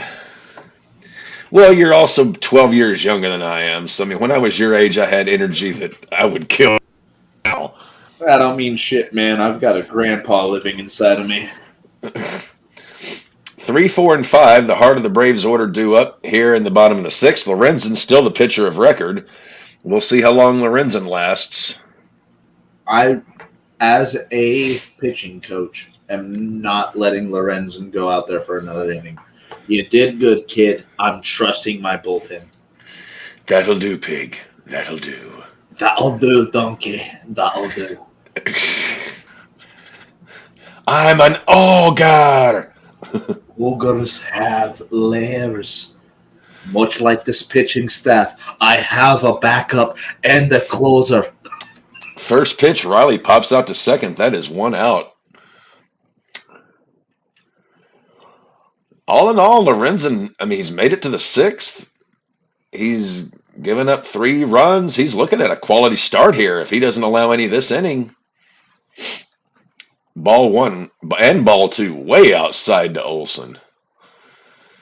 Lorenzen about to throw his 80th pitch of the evening. Apart from that home run to Ozuna, Lorenzen's been basically rock steady. So, Cap, Yes. Ozuna has 9, relatively about 12 games into this season that he's played. Mm-hmm. How many do you see him getting in a 162-game season? I mean, he's going to cool down. I think... Is he? I think Ozuna... Of a start in a hot minute. I think Ozuna winds up with around 30, 35. Dude, again, like I said, I see Ozuna 50-plus this year. And it is a full count to Olson. Olson, formerly of the Athletics organization. 50 in a season was insane. Because remember when Jose Bautista hit 56 in a season? And that is strike 3. Swinging for Olson. Lorenzen taking the first inning out. He has been solid. I heard that one. Speaking of the devil, Ozuna's up to bat. So, Eddie Kingston is AEW's first Triple Crown champion. Yeah. But he's lost 2 of the 3 titles in singles matches. Do you think they just gave that to him because they like Kingston? Or I think it was there is 2 back-to-back. And I hate to say that because I love Eddie Kingston. You know I love Eddie Kingston. Well, I like Eddie Kingston, the guy. I'm not enamored with him as a performer, but the guy I like. And it is 3-0 to Ozuna. just And pitching well away from Ozuna. I would walk Ozuna. If he homered in the first inning, I'm walking him anytime. Well, you walk Ozuna, that brings up Arcia, who's been super hot to start the year. And there's strike one right down the middle. I will take a single from Arcia if it means fucking Ozuna ain't going over the fence. There's strike two right down them. They've pitched ball one, ball two, ball three, down and out. Ball strike one and strike two right down the middle. Let's see what happens here. Go Cutter, down and away.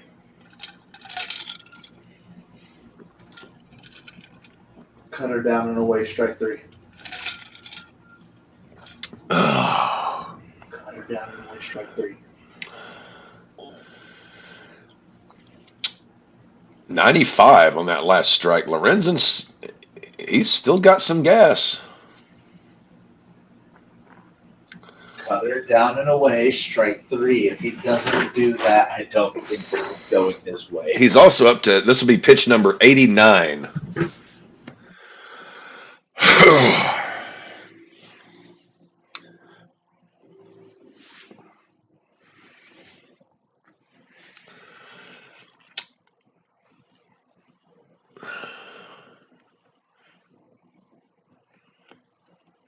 Ball four, they walk Ozuna.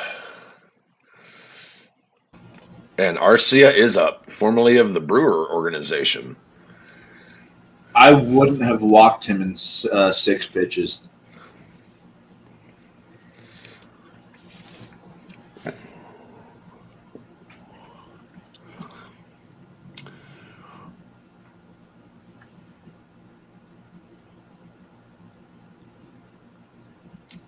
So we are a little over a month into the season. The Braves have 4 guys hitting 300 or better.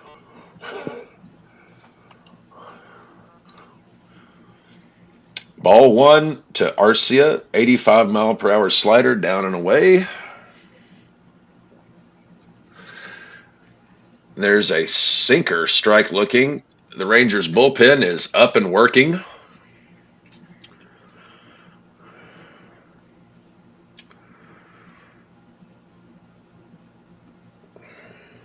Another slider down and away. 2 balls, 1 strike to Arcia. 2 outs. Ozuna on first via a free pass. Strike 2. That one was a little iffy, but called a strike nonetheless. Pickoff attempt. Ozuna still there. Pitch number 94 for Lorenzen. Coming, Kelnick on deck.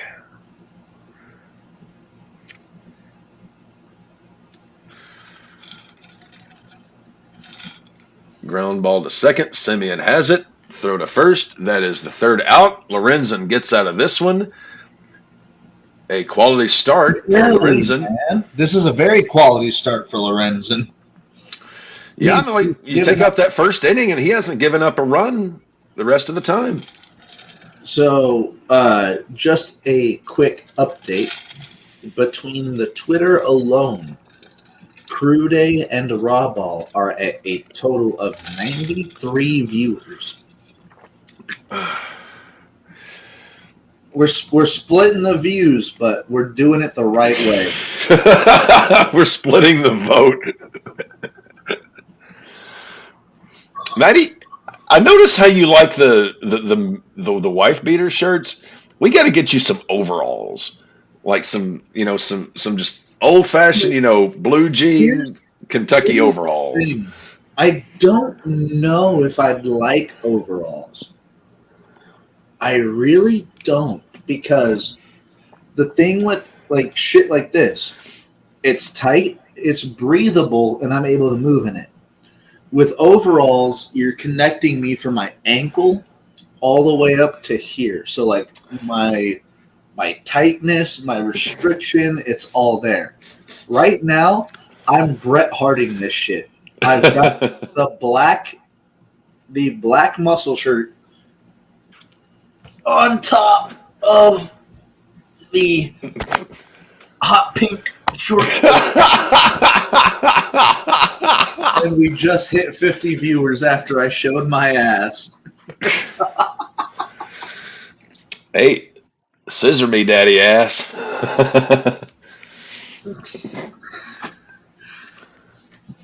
But yeah, no. Oy, oy, oy. Brody King is an absolute menace, man. Top of the 7th, bottom of the Ranger order due up 7, 8, and 9. The rookie Langford, Neisner, who's already homered, and Tavares. Man, you say that right now. I'm just watching Brody King tank chops and kicks. And Brody King is an absolute monster. Oh my God. That was incredible. Okay, sorry. Back to baseball. Strike one, up and in. Well, up in the middle. Lee still in as the pitcher for the Braves.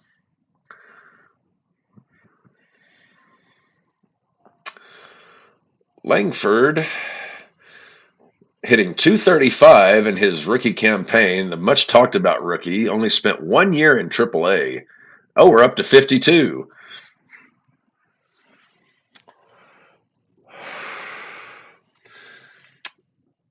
Two balls, both of them down and away.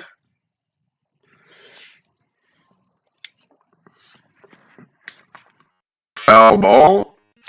81 mile per hour slider, 2-2 count.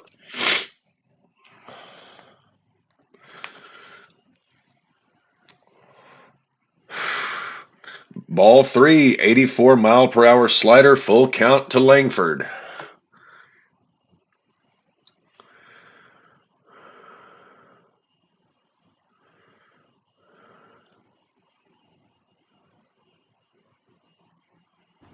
Between us and the crew day, 116 viewers currently.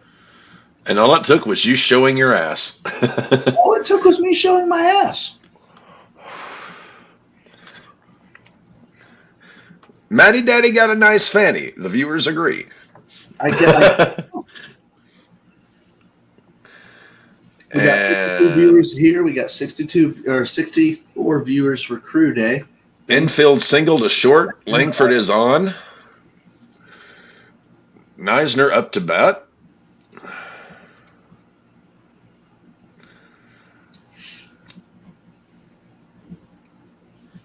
That is a double play.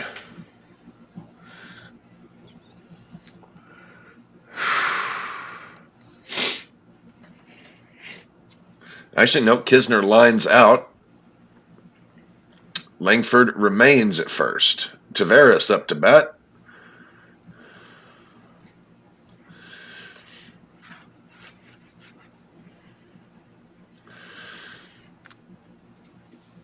Called strike to Tavares, 0-1.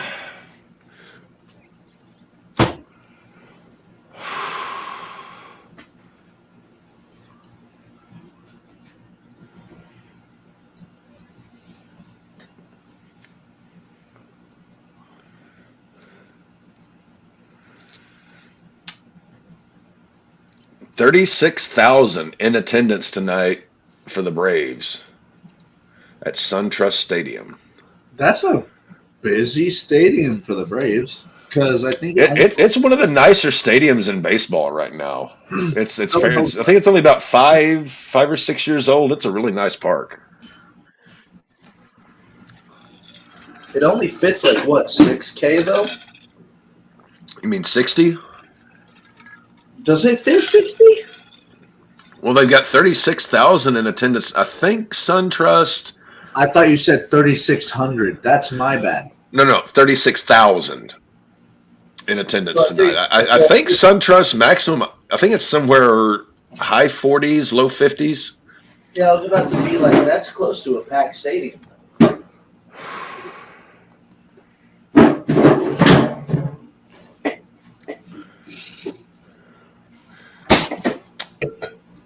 And Langford is tagged out trying to steal second.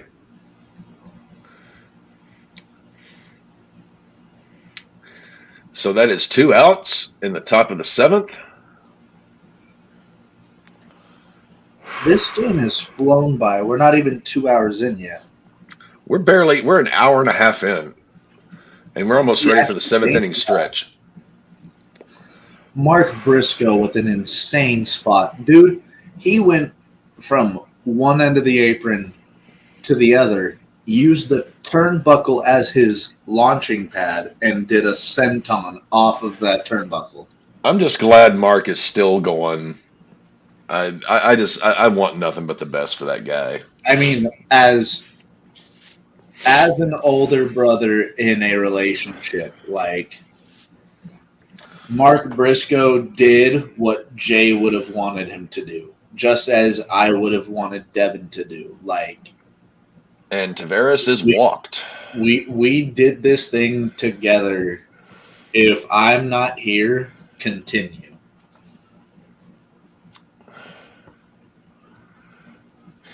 And it's not a far-fetched thing for me to imagine you and Dev just having a brawl out on some family ranch. Out on a farm. Look, if me and Devin had our chance, chances are we'd have a farm or some shit like that. Hey, with a ring in the barn. we are 2 viewers away between Crew Day and RAWBall from having 120 viewers concurrent from all Slider in play. And we have Tavares singles. We have runners at the corners, first and third, 2 outs. And it is going to be Simeon up to the plate.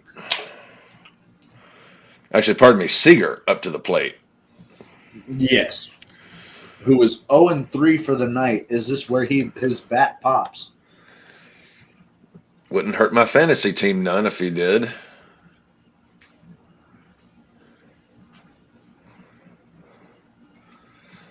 Big swing and a miss. Swinging slider. 1-1. Ooh.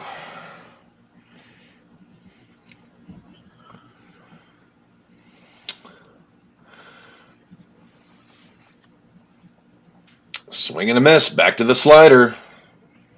Cap, which would you rather take? A chop from Gunther or a full-fledged chest kick from Malachi Black? I'll take the chop from Gunther and you would carry rather on. take the chop from Gunther than take a chest kick from Malachi. And that will end the 7th. Seager 0 for 4 tonight. Cap, I need your thought process on this. Well, okay, the leg is stronger than the arm. But to someone like Gunther, who's throwing like 300 pounds behind that, as opposed to Malachi, who's throwing maybe 225, 250 behind that kick. Yeah, but you can get more oomph in a kick than you can than a chop. I'm not saying the chop would not hurt like hell, but while the chop will rattle my internal organs, that kick could stop my ticker.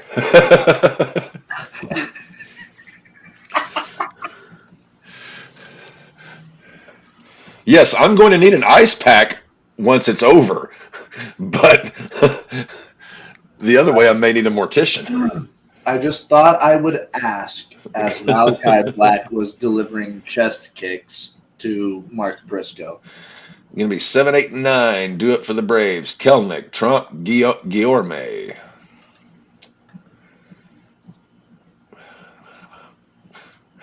Brody King is just such a good monster. Have you been seeing the Easter eggs for one Uncle Howdy? I have. And as you say Uncle Howdy, I will say Alexa Bliss and Taylor Rotunda. I don't know if they're going to call him Bo Dallas when he comes back, but I think they will call him Taylor Rotunda. If you spent 2 hours and 2 minutes of your life and watched that Bray Wyatt documentary, Yes. Cap cried, Devin cried, I cried. Everybody cried. Remy cried. Remy, KB, they all told me that it was one of the harshest watches they've ever done. Well, I mean, it was harder for us because we met the poor guy just a few months before he died. I mean, just in the airport. Just, he was there with JoJo and a couple of the kids. Feeling good. He looked good. He was feeling good. He was up. He was walking. It's like he was with JoJo and their kid, man. Like we're not gonna pull the curtain back too far, but like when we saw them, it was Bray, it was JoJo, and it was the little one on their luggage cart. Yeah. We felt bad for asking Bray, hey, do you mind talking with us for a second? We felt bad about that because we saw JoJo. We saw the little one. Yep. Like, we know you have a family to deal with. And next thing you know, he stopped to take pictures with 10, 15 people? He stopped to take pictures with 10, 15 And he needed to take a piss. He was trying to get to the fucking can. But, like, the conversations that he had with you, that he had with me, that he had with Devin, yeah, those are all things that we'll never forget because he was that type of person that would take his time out of his day to talk to someone like, hey, because me and Devin, we saw Arn Anderson in the airport when we were coming out of Denver, and we were like, that's Arn fucking Anderson. That man has done so much in business, we don't want to bother him. We saw Bray Wyatt, and we were like... Well, when I landed in San Antonio, I saw Kofi, and Kofi was... But he was kind of like off by himself on his phone, and I didn't even... It's like, I'm not going to bother the poor guy. Little did we know that we were Kofi Kingston's kryptonite. He tried twice, 2 consecutive years, and both of them failed. Because we were in attendance. We are just bad luck for Kofi. Just for Kofi. Just for Kofi. Kelnick up to bat. Bottom of the 7th. On the other hand, we were there for Cody. Oh, yeah. Knuckle curve. Robertson now the pitcher for the Rangers. 83-mile-per-hour knuckle curve. And he broke his bat on that one.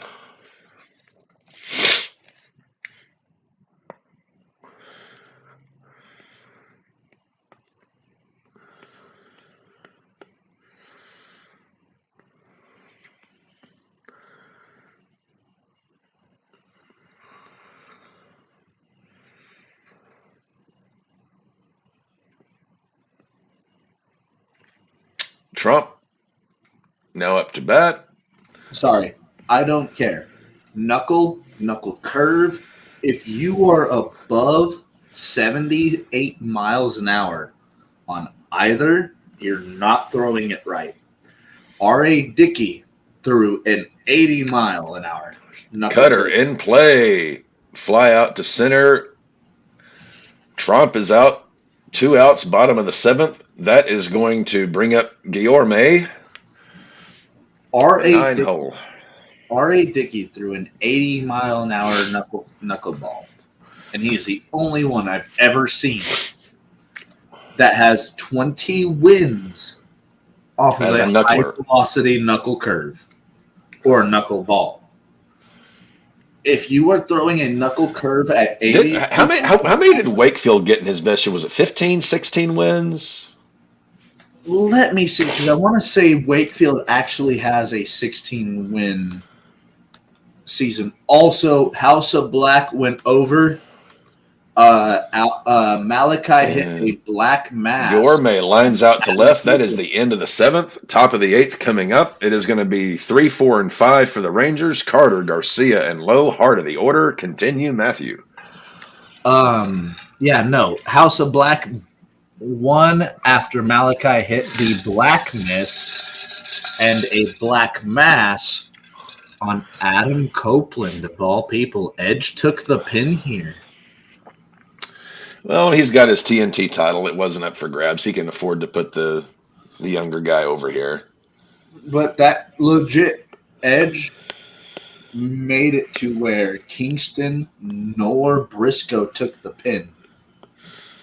Edge's AEW run, one of the greatest of all time? Question mark? I mean, he hasn't even been there a full year. But the amount of shit he's put over.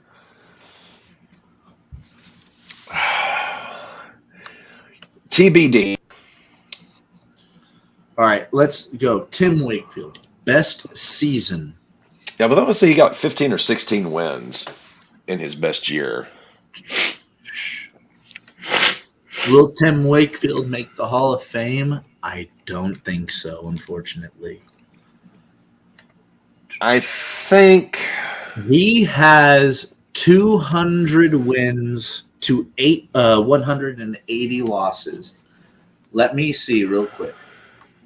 His best season was 17 wins. He duplicated this twice. 1998 with Boston, he was 17-8.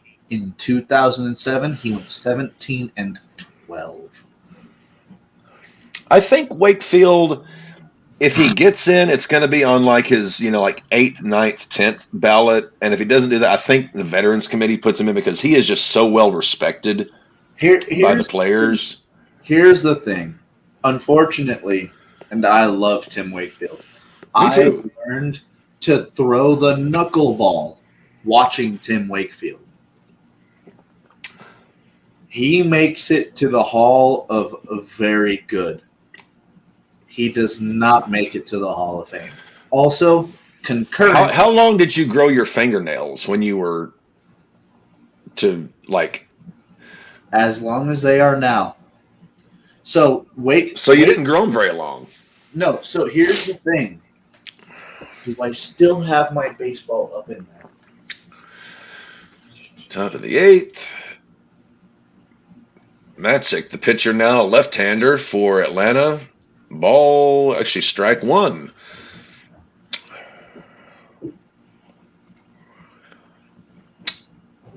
Second pitch. A ball, 92-mile-per-hour seamer up and just this side of away. Okay.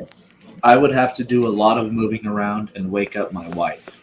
But yeah, don't do that. What I will tell you is Tim Wakefield was famous for doing the old school way of the knuckleball, which is you literally use the tips of your fingers as what's holding the ball. As opposed to the nails. As opposed to the nails. So here's the thing. I watched Tim. He used the tips of his fingers. What I would use... And Carter reaches on an infield single to first. What I would use is the second knuckle. I would literally use this right here. So I would hold the ball with these two knuckles right here and my thumb.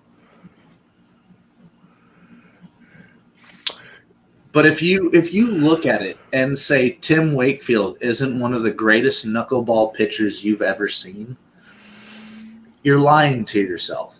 And that one is gone. Adolis Garcia homers. It is 6-3 Rangers.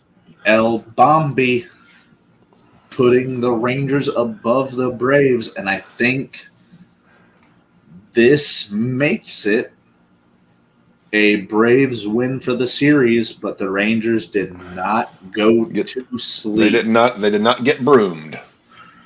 I mean, top of the 8th, the Braves still have 2 innings to go. Yeah, and that lineup is exceptionally potent. Yeah, let's see who the Braves have still to come up. Foul back low. I believe it's Michael Harris to go next.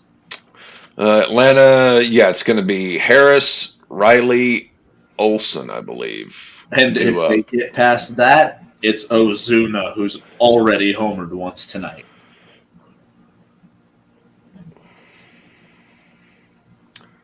This has become a very fun game to watch, Cap. Oh, I knew it was going to be a fun game. I was just when I saw the starting pitchers, I was like, oh, let's let's take a gander here. Now, for the people that are tuning in for wrestling content, we have the TBS title match, Julia Hart versus Willow Nightingale.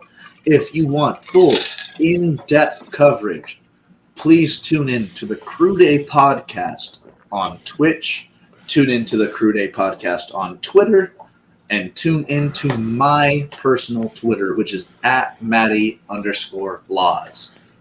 Tune into that because they are covering and doing play-by-play for AEW Dynasty as we are doing play-by-play commentary for the Braves and the Rangers. And then 48 hours from now, it will be our official NFL draft preview where we will make our... Do we have any guests for that, like we did last year? Not as of now. We didn't really go for that. I know Tree and Grassi are already taken up doing stuff. It's draft week. It's going to be crazy. And then obviously Thursday night, it is going to be the RAWBall NFL draft first round. As Maddie cries, Cap cries, Dev cheers.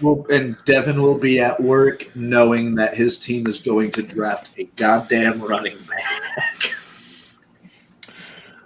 And after the Broncos take that defensive tackle from North Alabama Technical College. Here's the thing. I feel like we all know that we're looking for one specific spot to be drafted. Devin has a low draft spot, but also has the potential to take the first running back of the draft, which is exactly what they need. Well, actually, I was seeing something, and I was half asleep when I was reading it. It was either Facebook or Twitter yesterday morning, and it was this guy presenting a scenario where Denver trades up to like the second or third spot.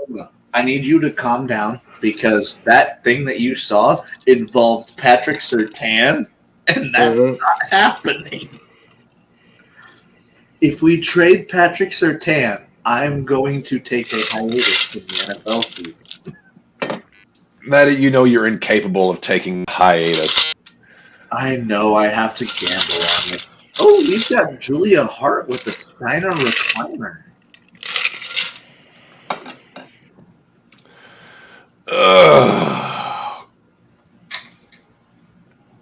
Or would that be considered the Black Throne? I like that. You know what? Fuck it. If Julia Hart puts that in, I'm gonna call it the Black Throne. So Friday night, we had date night. We walked over next door to El Matador for dinner. They serve their margaritas in mason jars. You see, I don't think in the times that we've been there, we've still had El Matadors, and you've talked about it a couple times. Yeah, it's right next door within walking distance. It's the first time. Usually when we've gone there, it's just been for like quick dinner in and out. But John actually got a margarita, and mason jar. They serve their margaritas, and by margarita I mean margarita in mason jars. So like your normal thought of a margarita, double that. I mean, if I'm serving a margarita, it's in a big wino glass. Mansfield, welcome. The Simp is here. And he has breaking news from Adam Schefter. Broncos unveil their new uniforms Monday. Josh, that is literally tomorrow. And if it's the fucking design that I saw leaked, I'm not happy. I'm not happy. Those things are putrid. Hold on. I like the away uniforms. I really like the away uniforms if that's what we're going with. I don't like the home uniforms. But if we're going with throwbacks as our alternate, I'll take it for 1 year. Ooh. It's going to be a rough year for both our squads, Maddie. If that is like, if the leak is what we have to deal with for the entire season, it looks like you gave a college kid the ability to make an NFL team's uniforms. Like that's college level work for an NFL major team. And Josh also says, also, howdy, Daddy. Still sticky? No, because Greg loves me and allows me to leave the moment I put it on. He has a cue whenever we do Look at the Draw, and it's, Greg, take me out of here. Maddie got mapley. Willow Nightingale just countered Julia Hart's moonsault. It's looking like she's going for the queen bomb, which is what I'm calling it. Bottom of the eighth coming up. Atlanta's power bomb. 1, 2, and 3 are up. Acuna, Harris, and Riley. 2, 3. Willow Nightingale finally wins a fucking title in AEW. I am so happy. Oh, Willow Nightingale is fantastic, and I'm so happy she's got the belt finally. I guarantee you the people over on Crew Day are so happy right now. Watched it back. I couldn't watch it live. It was lovely. I feel like the syrup was a little more enjoyable because I had to cover myself when I was doing the eggs because I didn't want the splatter of the eggs to go onto the floor of my bathroom. I would much rather just clean the shower than the entire bathroom. This reminds me of that episode of King of the Hill where Peggy gets duped into joining a fetish website where they just cover her constantly in eggs and baked beans and syrup. Oh my God, I think I remember this episode. Oddly. Is it possible Greg Cherry is just using you for sex? Oh, sorry to cut you off.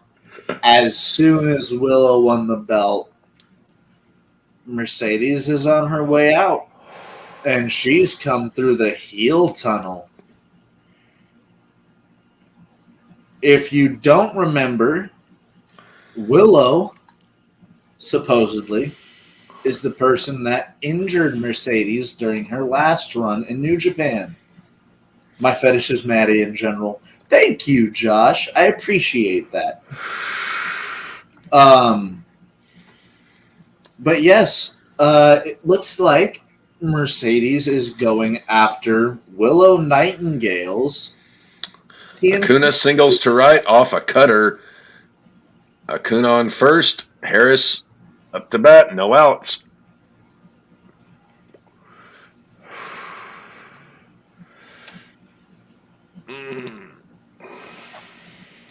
Again, Willow supposedly being the person that took Mercedes out. That being said, it was Mercedes that broke her ankle during her match with Willow Nightingale, and now we're going to get Willow. He dropped it! Mercedes. I don't know how I feel about this, man. I really don't. It's already set. Double or nothing. It's Willow Nightingale versus Mercedes Moné, May 26th in Vegas. Double or nothing. And just like that, the tying run is at the plate. Again, I don't know how I feel about this. I'll probably talk more about it whenever I get on with the Crew Day, but I don't like this. I like Willow Nightingale winning the title. I don't like them throwing Mercedes in there as like, hey, you're the one that took me out of New Japan. I don't like it. I want Mercedes going after the world title. Bottom of the 8th, no outs. Harris reached on an error. Acuna singled. Riley, now's the time to shine. Let's see, we got Harris on first. We got Acuna on second. If Riley sends us over the fence, it's a tie ball game going into the 9th, man. Yep. Swing and a miss. 94 on the gun. Double or nothing, May 26th. I'm interested, man. You always have me interested when it comes to double or nothing, but like, come on, AEW. You guys need to turn around the fan. That was a ball. Worse. Wait. Oh my God, that was so inside the zone. Is Angel Hernandez calling the game? No. That was called a ball? Yipes. Okay, if the first pitch... Okay, he swung on the first pitch. Yep. If you're telling me that first... And that third pitch was a ball. Oh my God. This is a 3-strike strikeout. 3-1 count to Riley. This is a 3-strike strikeout. Oh my God. This fourth pitch shouldn't have happened.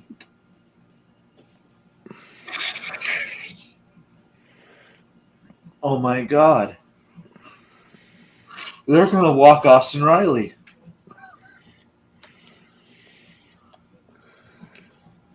Pitch number 5 is...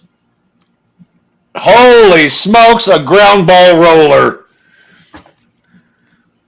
Austin Riley, I have complications with your umpire. Oh my God, I'd be so wow. Now. Oh my. That left the bat at 53 miles an hour.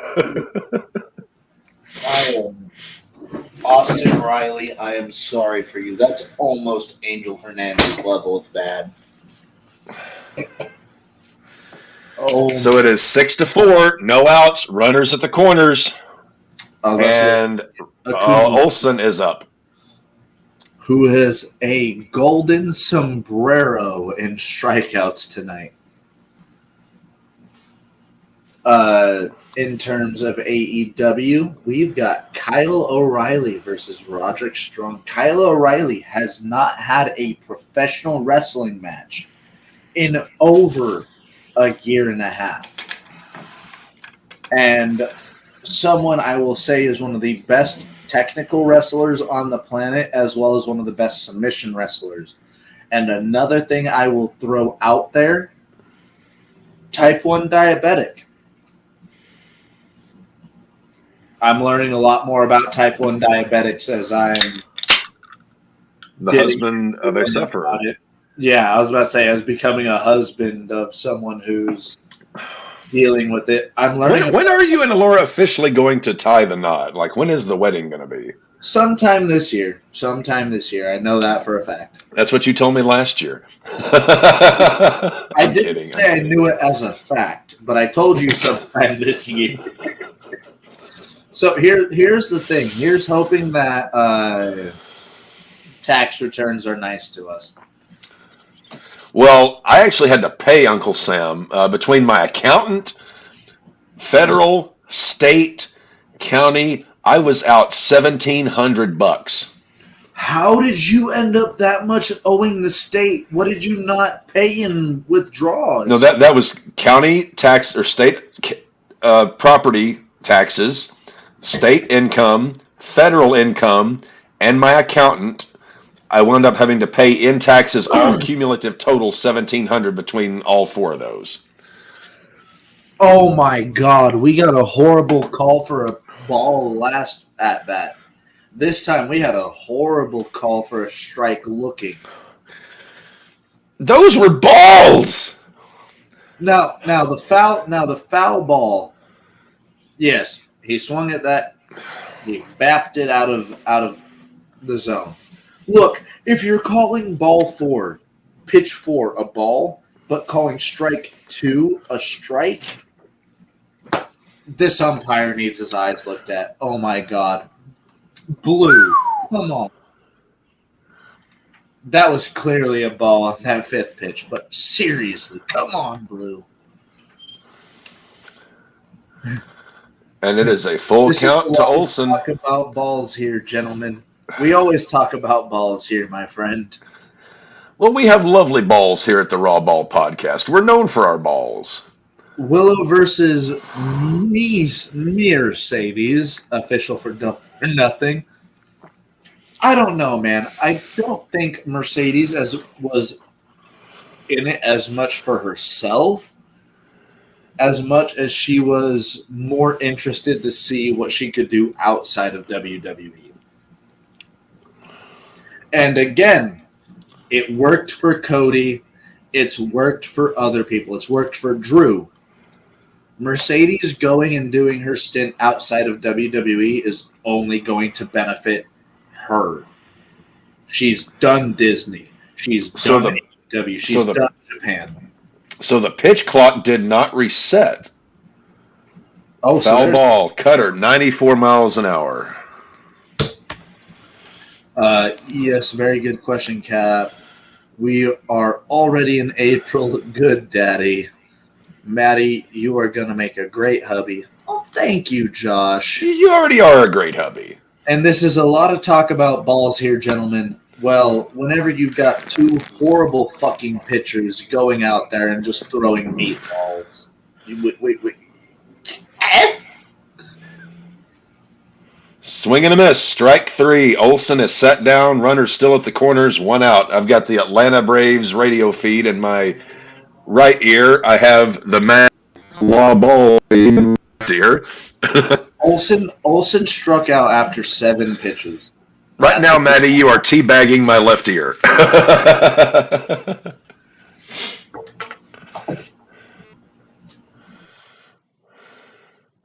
But hey, if I had to have anybody teabag my left ear, might as well be you. All right, Ozuna up to bat. Runners at the corners. 1 out. Double play ball. Gets them out of the inning. Ball 1. Cutter, 94 miles per hour. Down and away. Pitching very carefully to Ozuna, at least to start out the at-bat. Swing and a pop-up. That is going to be the 2nd out. A pop-up for Ozuna. That is going to bring Arcia, the shortstop, to the plate. 2 outs. Runners at the corners. Atlanta still down by 2. Arcia has been swinging a hot bat to start the season. This could be the time to definitely keep that going.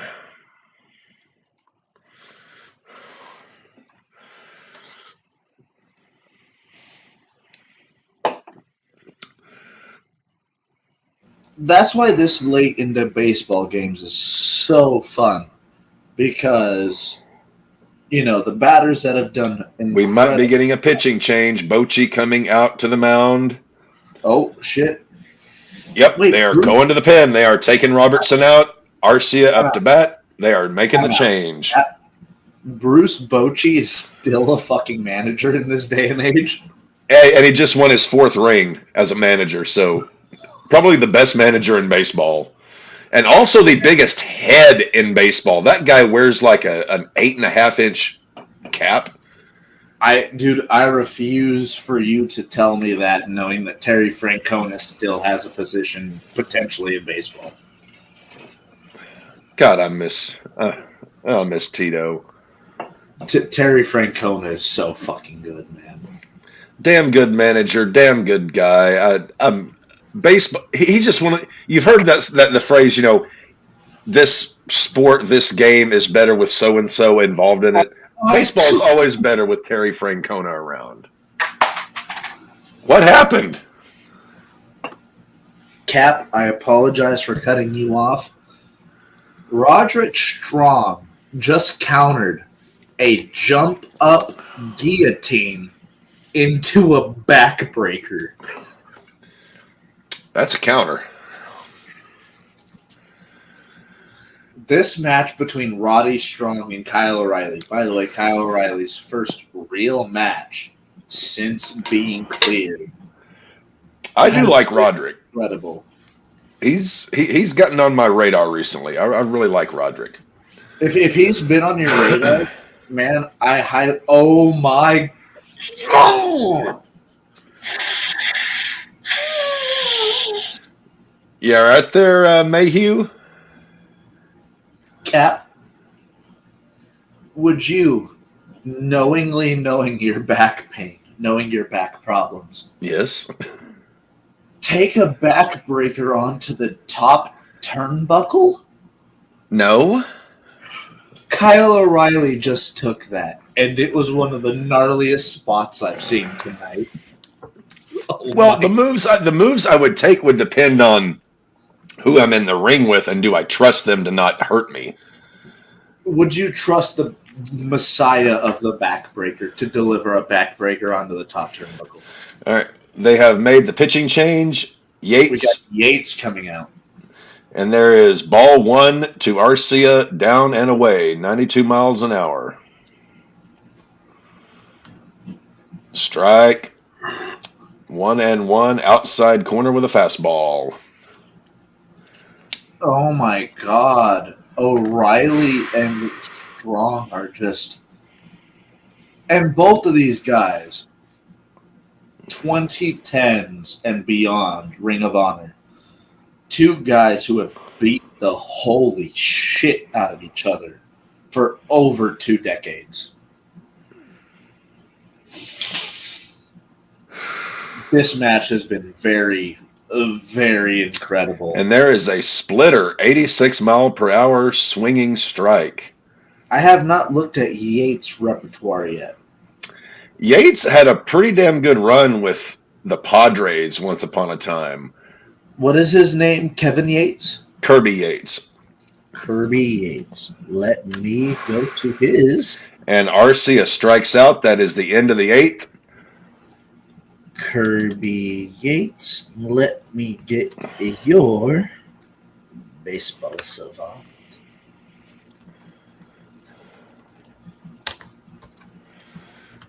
Again, baseball savant, if you are a pitcher, this is where you want to look. He's got the Mariano Rivera cap. He's got 2 pitches, a 93 mile an hour average fastball and an 86 mile an hour average splitter. And a splitter is a very difficult pitch to throw well. Throwing a splitter really takes some skill. If you know it. So here's the differential between each pitch. He throws that 4-seamer 50% of the time, and he throws that splitter 49.8% of the time. So, like, he legitimately goes the Mariano Rivera of, I've got a cutter and I've got a 4-seamer. Let's see if you can hit it, and if you hit it, you're breaking your bat. Well, also, lest we forget Mariano Rivera, the Sandman, the greatest cutter in baseball history. Yeah. According to Baseball Savant, Kirby Yates, according to his run value, his fastball, his off speed, xERA, chase, whiff, K percentage, and barrel percentage, he is an elite or great in each one of those categories.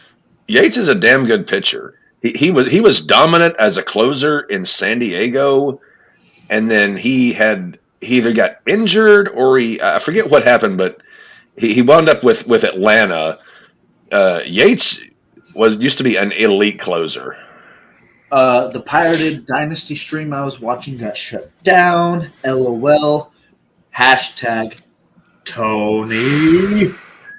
8-9-1 up for Texas. Braves If these Still guys have a were chance still here. in WWE, my God, they'd have all the gold on. Josh, I love you. I really do. If the Undisputed Era got called up in 2018, every single one of them would have fizzled out like a 4th of July sparkler. The doubleheader, the second leg of the doubleheader between the Rockies and the Mariners is underway. It is 6-2 Mariners, top of the fifth. I'll take it, knowing that we won the last one. Look, dude, if we get one win against the Mariners during a 3 to 4 game series, I'll fucking take it. And it looks like Milwaukee's going to go over Indiana 109 to 94 with 38 seconds remaining. Is that basketball? I'm sorry. Yep. Kyle O'Reilly just countered a high knee strike by lacing Roderick Strong's knee into the ropes, kicking him in the back, and then delivering a high knee drop from the top turnbuckle across the ropes. And about to tip off Pelicans and Thunder in about 2 minutes on TNT following the conclusion of Pacers and Milwaukee. Kyle O'Reilly's got a knee bar in. He's not letting go to save Roddy's life. But about 10 kicks to the face got him to break it. So, Cap, what you're saying is Cavaliers beat the Magic last night. Milwaukee won their game. Yep. And the Suns lost their game. What is and right now in the NHL, your Avalanche in the third period are down to the Jets 7-5. Jesus fucking. Can I just say that I'm impressed with a 12-goal game in the NHL?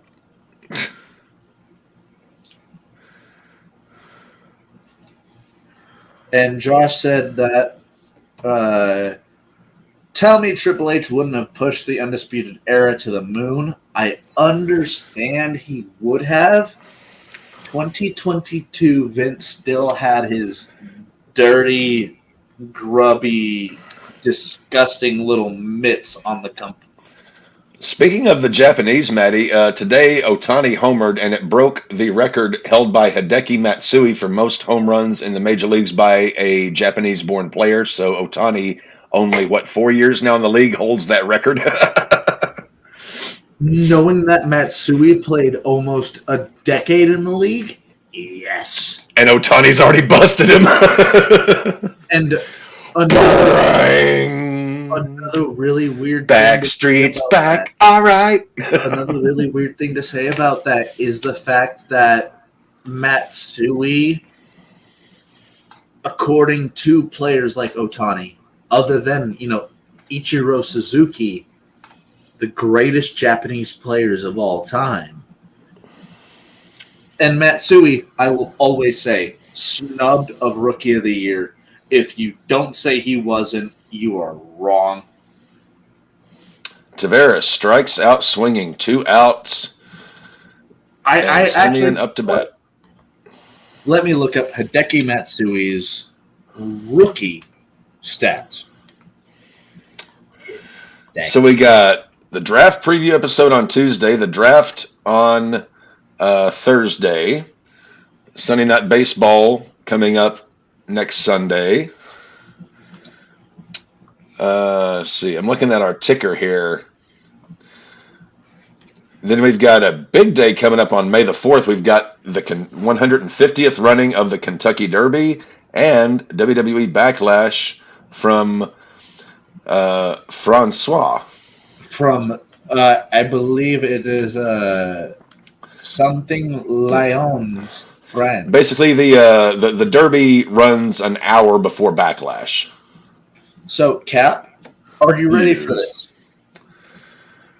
Hideki Matsui in 2003, his rookie year, he played 160. Oh, Maddie, actually, correction on our ticker. Backlash will be starting on Saturday at 11:30 a.m. Central Time, 10:30 Maddie time.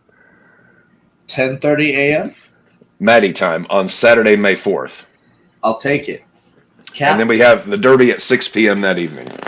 Yes. Matsui in his rookie year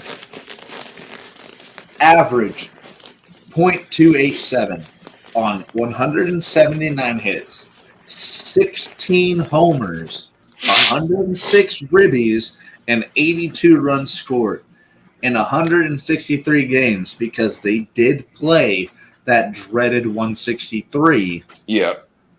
That was Matsui's 03 season. Do you still think he was snubbed Rookie of the Year? Well, who won it that year over Hideki? Let me see. 03's Rookie of the Year. Oh. 03 MLB Rookie of the Year was Angel Baroa of the Kansas That's City. right. That's right. Fuck yeah, that was robbery.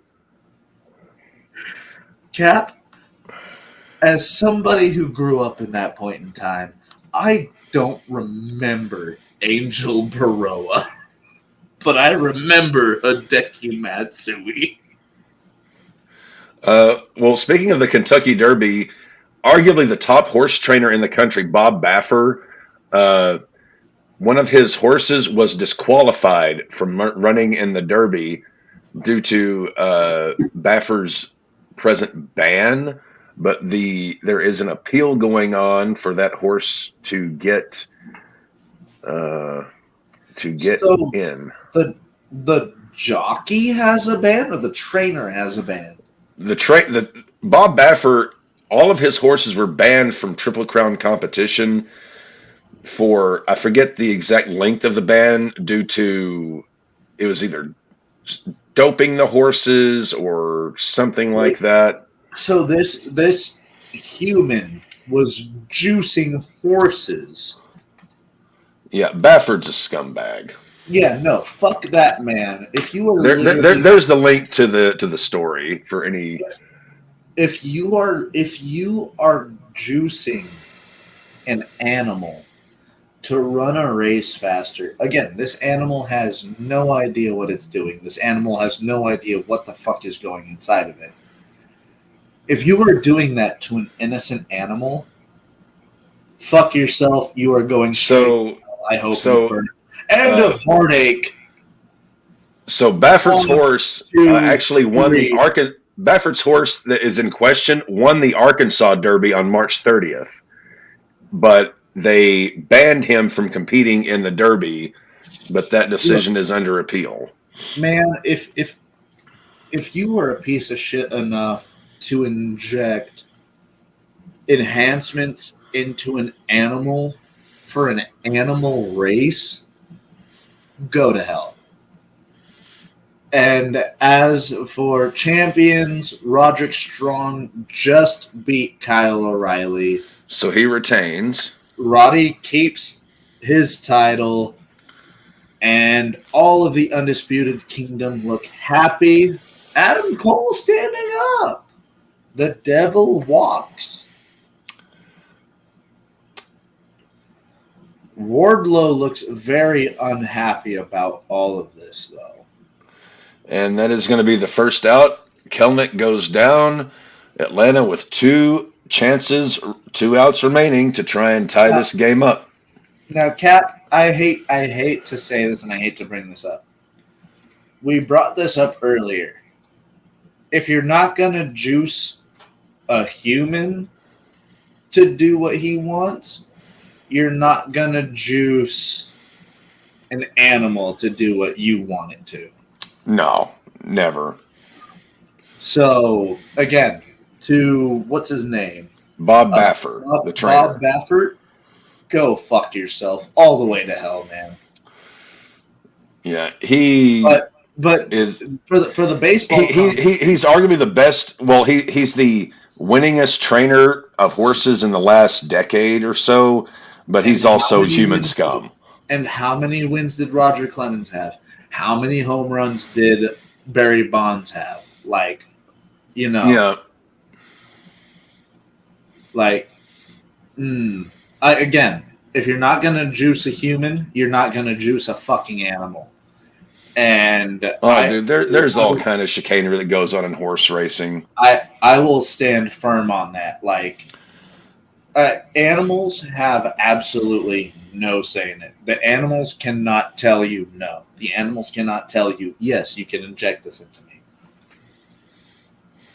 If a human is willing to take a syringe into his ass and become a much more powerful athlete, but an animal is sat there looking at you, again, these animals, such as horses, such as, farm animals, they look at their owners. They look at their trainers as their parents. They look at them as, this is the person that loves me. This is the person that wants the best for me. If you're just juicing it. So Baffert's suspension was supposed to end last year, but they extended it another year, if that tells you anything about him. That means he's still doing it, man. Yes. And I hate to sound like Jericho during a Jericho promo. Here's the article from the Associated Press that sort of explains the current situation. Basically, he has had multiple horses fail multiple drug tests. Man. And they extended his suspension. They said he is currently suspended through the 2024 racing season and will be reevaluated for 2025. Man, you are willingly just pumping these animals full of fucking juice. Full of juice. If Barry Bonds got blacklisted from the fucking MLB, he still, in my heart, has the home run record. And that is going to end the ball game. Rangers win 6-4. Pop out by Duvall. Damn, that game ended quick. But 2 hours and 32 minutes. Before we really cut off of tonight, I really want to put this out there. Mm-hmm. If you were going to pump an animal full of these hormones, full of these things that are going to make them perform more, but expect to get away with it, again, in the MLB The Show, when you download the Legends roster that the MLB provides, you'll get Mark McGwire. You'll get Sammy Sosa. 2 names you won't get, Canseco and Bonds.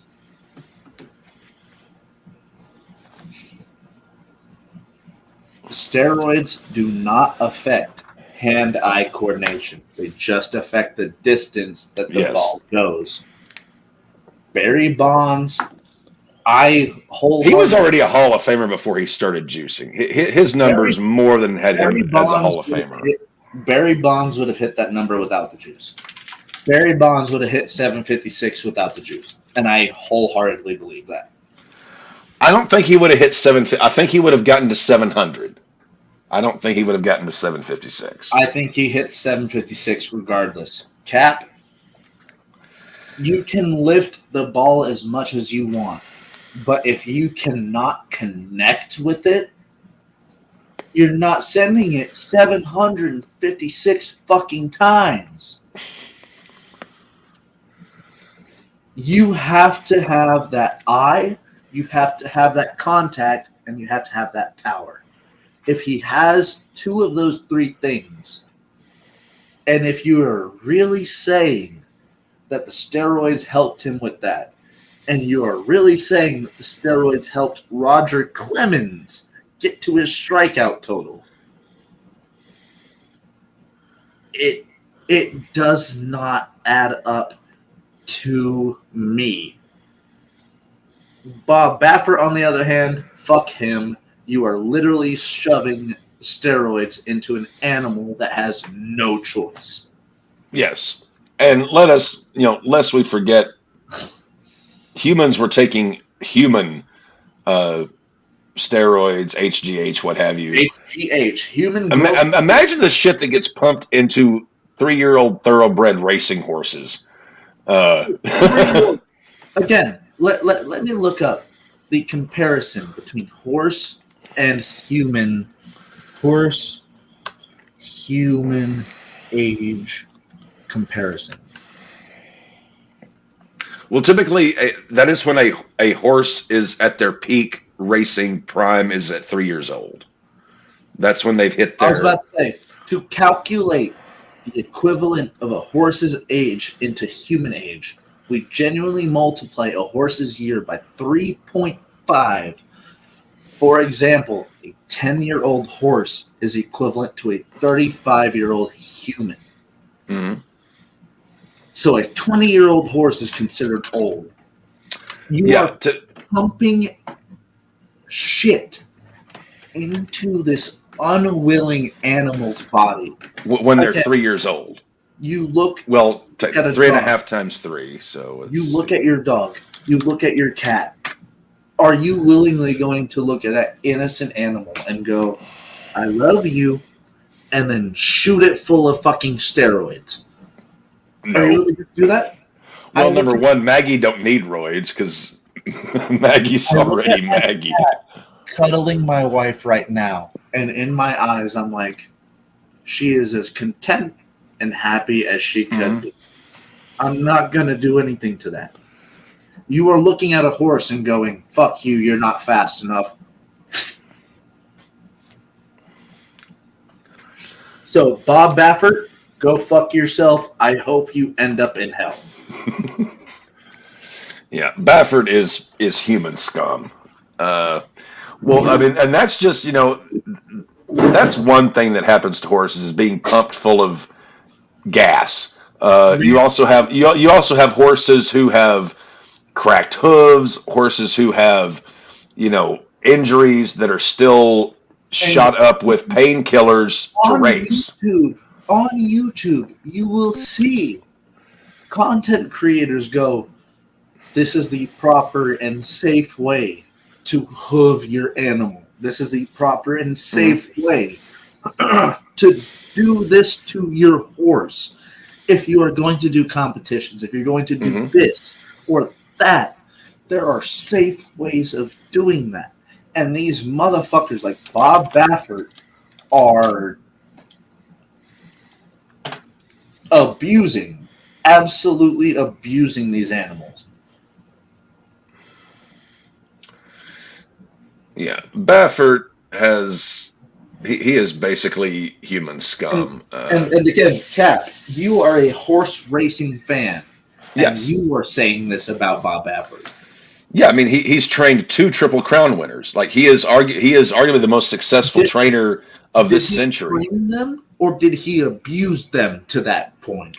Well, the horses who won the crown never tested positive for it. This was a horse after that. But Cap, not saying he didn't do that, but I'm just saying neither of those two tested positive for that stuff. But again, does that really fall into the he didn't do this long category? Oh, I'm not saying he hasn't been doing it long. Typically, when you get caught doing something, you've been doing it for a while. Honestly, the 2 he trained who won the Triple Crown never tested positive, but that doesn't say they weren't tested or that they tested negative. Honestly, it was a horse after that tested positive for it. So he could have been doing this for longer, because think about it, we had 1 Triple Crown winner between 1973 and 2000 something. Then we had 2 back-to-back. Both horses were Bob Baffert horses. Just saying, it's a bit fishy. Just a bit. Yeah, it stinks. It smells. And that's Baffert is one piece of human scum. That's not to say anything of other responsible horse trainers who, treat their animals humanely, and jockeys who, when they realize there's a problem, Big Brown was going for the Triple Crown back in 2008, and the jockey, a well experienced jockey, could tell when the horse was about halfway, 3/4 way through the race. The horse just something was wrong with the horse. He pulled the horse back and didn't push him. He's like, something was wrong with my horse. I didn't have a horse, so I wasn't going to push him. Time out. Jericho just took a fucking Tazplex off the apron through a table.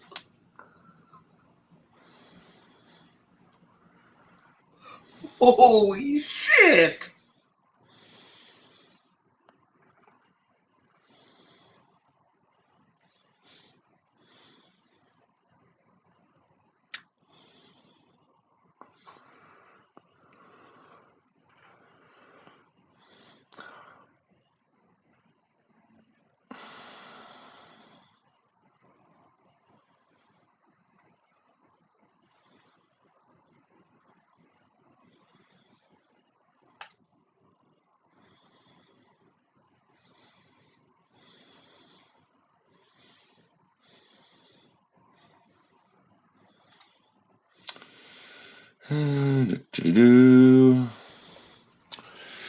Yeah, I mean, all you really have to do, Maddie, if you want to investigate this further, just go to YouTube, type in Bob Baffert, and there's Dan Patrick did a story on it. There's plenty of stories on this piece of Schmidt. By Tuesday's RAWBall podcast, I'm going to have such a heated rant on Bob Baffert that we won't even be able to contain on a 2-hour show. Let's see here. I'm not a PETA activist.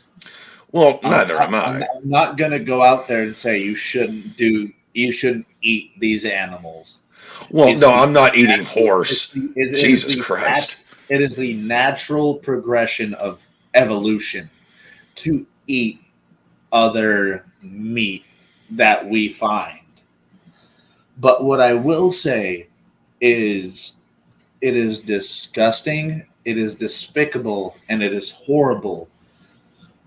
If you are a trainer, if you are a animal, like you are there to train this animal to not do something. If you are literally a daycare for an animal, if you abuse or you treat an animal like you would a slave or something of that ilk, you deserve to go to hell, and you deserve the worst fucking purgatory I can imagine. So I'm trying to find and of course Baffert basically went full Donald Trump in the wake of this. I'm trying to find the initial story where it broke a couple of years ago, just for your edification. Where's doping? That was 2021. It was Medina Spirit. Initial horse that tested positive. It was anti-inflammatories, which basically says hold on. Horse. Anti-inflammatories can consist of a Tylenol, because Tylenol falls into the category of anti-inflammatory. Yes, but I'm going to just go on a limb here and say they were not giving the horse Tylenol. You would have had to give that horse a ridiculous amount of Tylenol. Yes. So I'm sending you a few videos here of when the story broke a couple of years ago, as far as this whole thing. Send them to like my personal Twitter or send them to my Facebook account. Because I'm sending them to Facebook. Oh, hello. Here.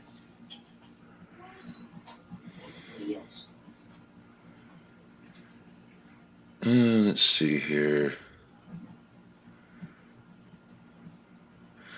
Yeah, Baffert blamed cancel culture for this. Lord. It's like, you stupid son of a bitch. The horse tested positive for this shit. This is not cancel culture. This is you doping a fucking animal.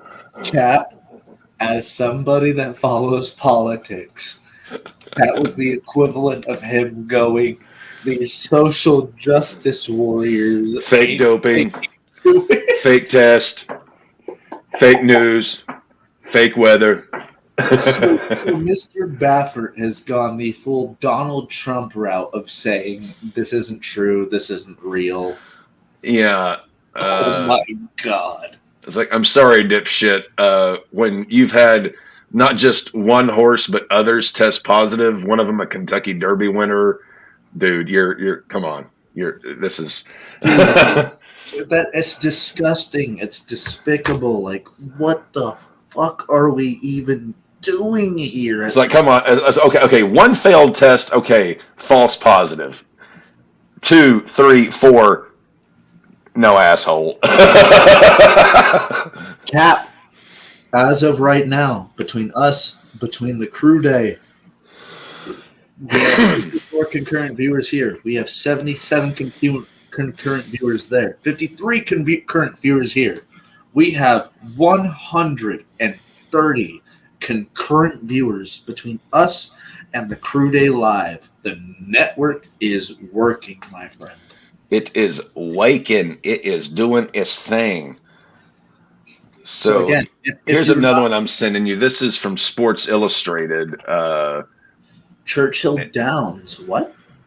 That's the Kentucky. That's the racetrack the Kentucky Derby was run on. Churchill Downs. Medina Spirit positive test adds to question. This was 2021. He was banned for 2 years through last year, but the ban was extended due to him being such a piece of shit to where they're not allowing any of his horses to run this year as well. He's trying to appeal it to get this horse, his newest horse, in, which I would say, okay, let's test this horse multiple times between now and the Derby, and if it comes up so much as positive for a salt tablet, you're banned for life, asshole. All right, Cap, as the Hook and Jericho match comes to a finish, any last thoughts, thoughts, queries, questions before we head off for the night? It was a fun game tonight. Looking at the starting pitchers, I wasn't anticipating it, but it was a fun game. Looking forward to RAWBall Tuesday in 48 hours. Going to make our final predictions for the first round of the NFL draft, which will be Thursday night. Then we've got Sunday Night Baseball next Sunday, which next Sunday's game, let me pull up the schedule here. Next Sunday, it will be Cubs at Red Sox. Hold on. Really, really smooth transition. Hook went for a knee bar, and Jericho countered that into a Walls of Jericho. You can take that in your mind as you will, but it was a beautiful counter. As Cap was saying, we've almost gone 3 hours here. The baseball game ended almost 25 minutes ago. Thank you so much for tuning in, all 53 viewers of you. One addendum to Baffert here. So I was just looking up the numbers to tell you what a piece of human shit this guy is. This was his 5th charge of horse doping in the last year when this actually happened. In his lifetime as a trainer, he has 30 horse drug violations in his career as a trainer. Kidding me, man. So this guy is as dirty as a coal miner's underwear in January. He is a serial horse doper, which is absolutely horrible. By the way, 5 positive tests in 1 year in 2021. 5. That's just in 2021, not to mention absolutely everything. 30 and 25 before that. Also, Hook just kicked out of a low blow Judas effect and is about to take Judas effect number 2. Hook is down He is 1-2, kicked out at 2.8. Cap, if you have not tuned in yet, now would be the time to hop into one of those streams to catch Dynasty. But to everybody else who is watching us, if you are here for wrestling content, hop over to the Crew Day podcast on Twitter, onto Twitch. We are finishing up this coverage of AEW Dynasty. Thank you all for tuning in to the RAWBall podcast, Sunday Night Baseball. We will be back on Tuesday. Cap, anything else you would like to say or plug? Watch the day. Watch the ballers. Watch them all. Have a ball.